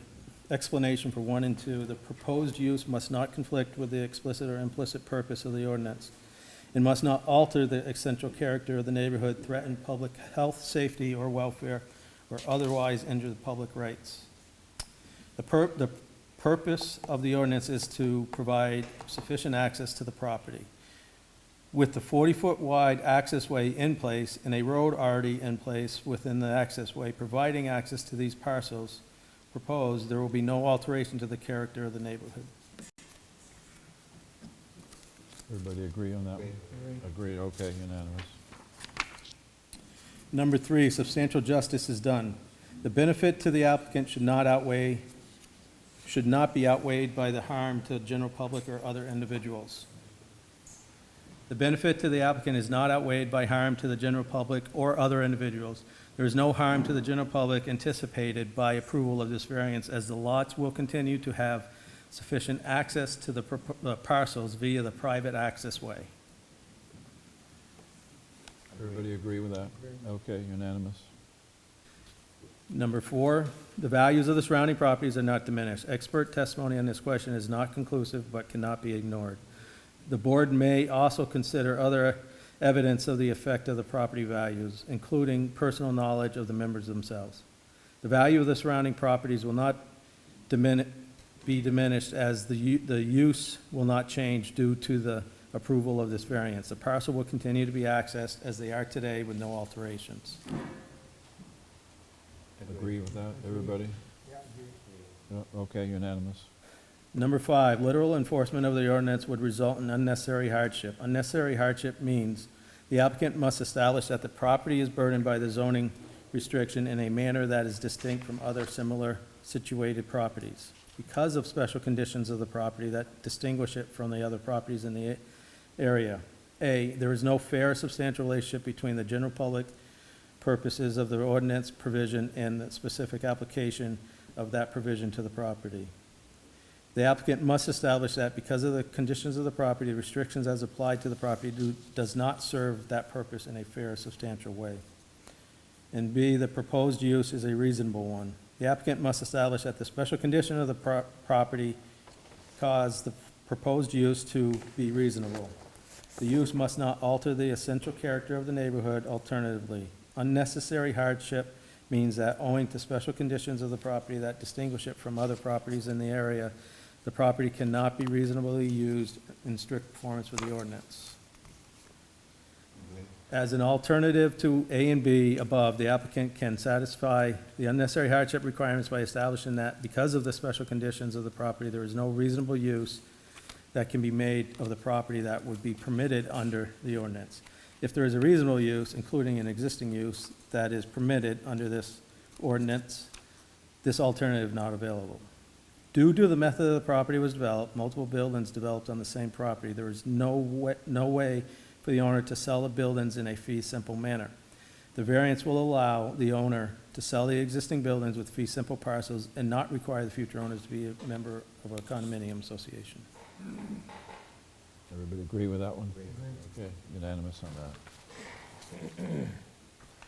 Make a motion that we approve a variance for lot 27-6.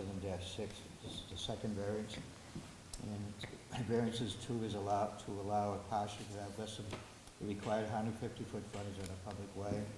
The site will have 341 feet frontage along the private access easement, but 0 frontage on a public street. The variance is to allow a parcel to be created with 0 footage on a public road. The parcel will be accessed via the 40-foot private access via puzzle lane as currently exists. Do you have a second on that motion? Second. Any further discussion? All those in favor signify by saying aye. Aye. Aye, motion carries. And the last variance is for lot 27-7, and it's a frontage requirement variance. The variance is not contrary, number 1, the variance is not contrary to the public interest such that it would alter the essential character of the neighborhood or threaten the public health, safety, or welfare. The variance would not alter the essential character of the neighborhood or threaten the public health, safety, or welfare. The variance will not change the use or the character of the neighborhood, as we are not proposing any site plans at this time. And when one is applied for, all local, state, and federal permits will be required, protecting all health, safety, and welfare of the public. So, Agree? Agree. you agree? Okay, I agree, 3-1. Next. Number 2, the spirit of the ordinance, explanation for 1 and 2, the proposed use must not conflict with the explicit or implicit purpose of the ordinance. It must not alter the essential character of the neighborhood, threaten public health, safety, or welfare, or otherwise injure public rights. The purpose of this ordinance is to provide sufficient access to the property with the 40-foot wide access way in place and a road already in place within the access way, providing access to the parcels proposed. There will be no alterations to the character of the neighborhood. Agree. Agree? Agree. No? Okay, 3-1. Number 3, substantial justice is done. The benefit to the applicant should not be outweighed by harm to the general public or other individuals. The benefit to the applicant is not outweighed to the harm to the general public or other individuals. There is no harm to the general public anticipated by approval of this variance, as the lots will continue to have sufficient access to the parcels via the private access way. Agree? Okay. 4, unanimous. Number 4, the values of the surrounding properties are not diminished. Expert testimony on this question is not conclusive but cannot be ignored. The board may also consider other evidence of the effect of the property values, including personal knowledge of the members of themselves. The value of the surrounding properties will not diminish as the use will not change due to the approval of this variance. The parcels will continue to be accessed as they are today with no alterations.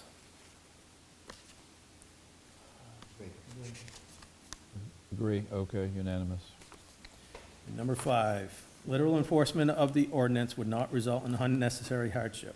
Unnecessary hardship means the applicant must establish that the property is burdened by zoning restrictions in a manner that is distinct from other similar situated property. Because the special conditions of the property that distinguish it from other properties in the area, A, there is no fair and substantial relationship between the general public purpose of the ordinance provision and the specific application of that provision to the property. The applicant must establish that because the conditions of the property that the restrictions as applied to the property does not serve that purpose in a fair, substantial way. And B, the proposed use is a reasonable one. The applicant must establish that the special conditions of the property cause the proposed use to be reasonable. The use must not alter the essential character of the neighborhood. Alternatively, unnecessary hardship means that owing to special conditions of the property that distinguish it from other properties in the area, the property cannot be reasonably used in strict performance with the ordinance. Explanation: as an alternative to A and B above, the applicant can satisfy the necessary hardship requirement by establishing that because the special conditions of the property, there is no reasonable use that can be made of the property that would be permitted under the ordinance. If there is a reasonable use, including an existing use, that is permitted under the ordinance, this alternative is not available. Due to the method of the property, the method the property was developed, multiple buildings developed on the same property, there is no way for the owner to sell the property in a fee simple manner. The variance will allow the owner to sell the existing buildings with fee simple parcels and not require the future owner to belong to a condominium association. Everybody agree with that? No? Okay. 3-1.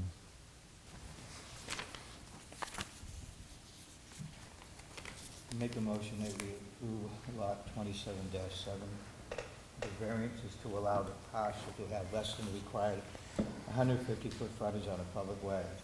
The site will have 735 feet of frontage along the private access easement, but 0 footage on a public street. The parcel will be accessed via the 40-foot private access via public lane as currently exists. I'd like to make one comment. Yes, sir. Voting for this lot, we're making a non-conforming lot because he already said he can't put a building on it. That was his words, without a variance. So we're making a non-conforming lot. And I didn't think that's what we were supposed to be doing.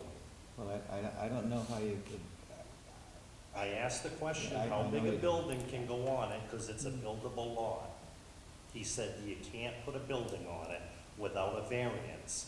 That means we're making a non-conforming lot. what does everybody say?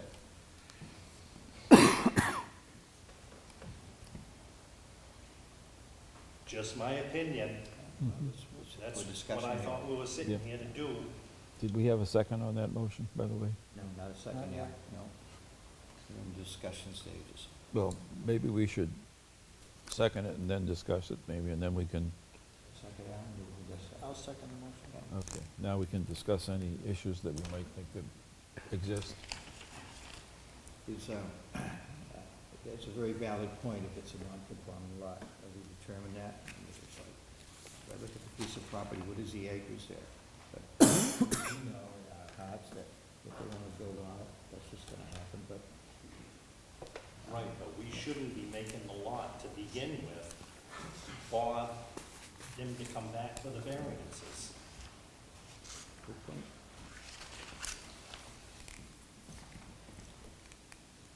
Am I correct? So just to point out, you approved the other lots that don't have the required frontage, and those are They were already built non-conforming. on, I'm just, there's buildings on them, and we it would be hurting businesses. This, there's no business, there's no building, there's nothing on this lot. It's not for me to agree or disagree, but There's nothing on the lot. there is currently nothing on the proposed lot. Given what has been presented, it does appear difficult to build upon without an additional variance, but I have not seen a complete site plan. The wetlands could have I'm changed. only going on what he said. He said you couldn't put a building there without a variance. So it's a non-buildable lot. So are we saying there's no true hardship here? Is that what we're indicating in that case? Well, the other lots already had buildings on them. This is the only lot now that doesn't have something on it.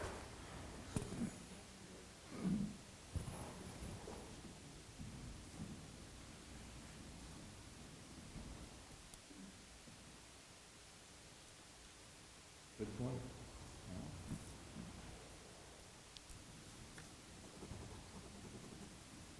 So if we don't approve it because of the frontage, then that lot just stays in limbo. It can be added on to the other ones. Yeah.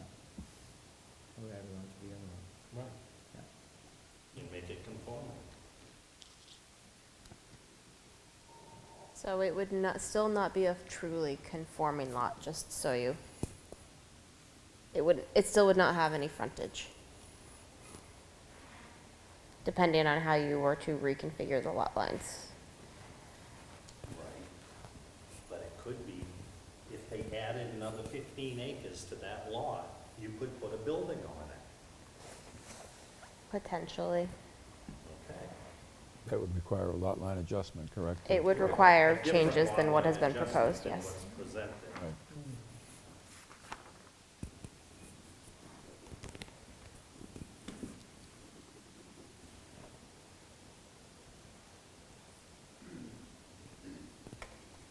So the only thing you could do is not approve this lot line adjustment for 27-7.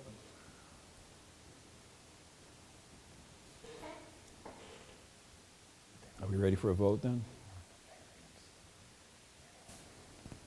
Are we ready for a vote? I guess so. I mean, I wanted to know from the fire chief about the property and the way he explained it. He said, he has the last say anyway, so my concern. But there's no buildings on this lot, so that really doesn't, But I mean, for any of the lots involved, we were saying there's no road frontage for the town, so. all those in favor of this motion signify by saying aye.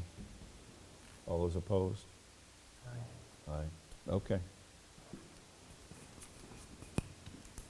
That one variance was defeated.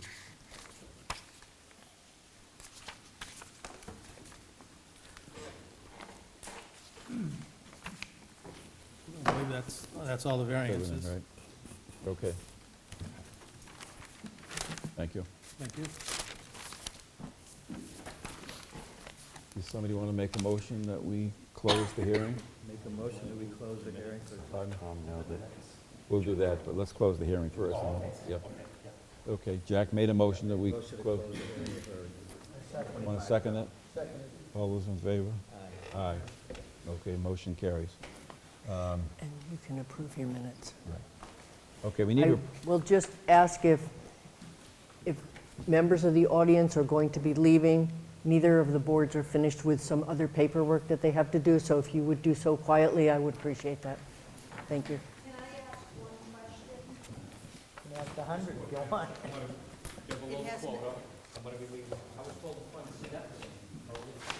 okay,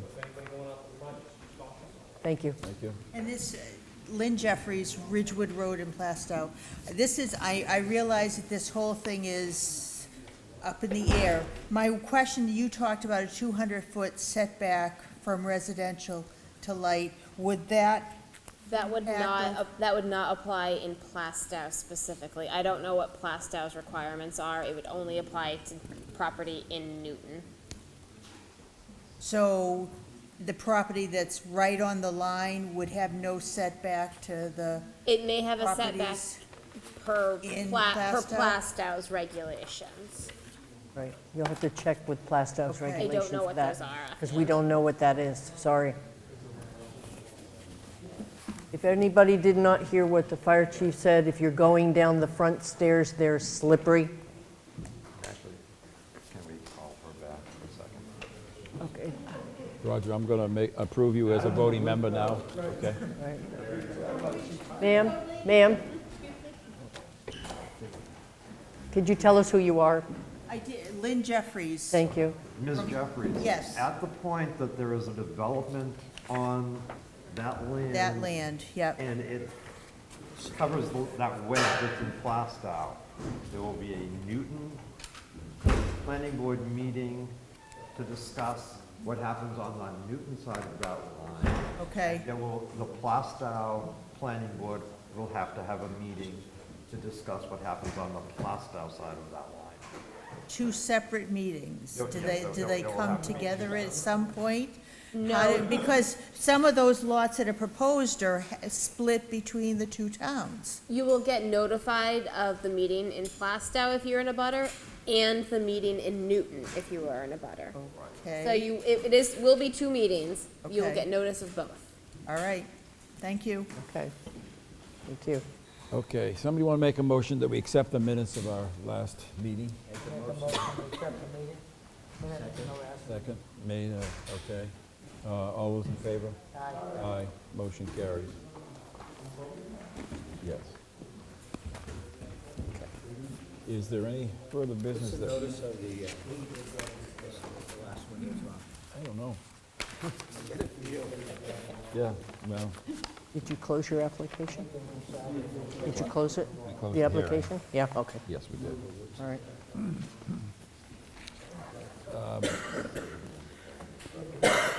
Pat, this, number 5, notice of decision, S&H Walker Woods Holding? Okay. Our next meeting, okay. Our next meeting will be the second Monday of December, and I don't know what that date is, but, does anyone know? November, what is it then? It's the ninth. The 9th? Okay, good. You got it right. Okay. And we'll be meeting December 9th at 7:30 at the town hall. Somebody want to make a motion that we Make a motion that we adjourn. to adjourn? There's no other business at this time, I don't believe. Seconded. All those in favor? Aye, motion carries. Okay. Thank you. Right. And I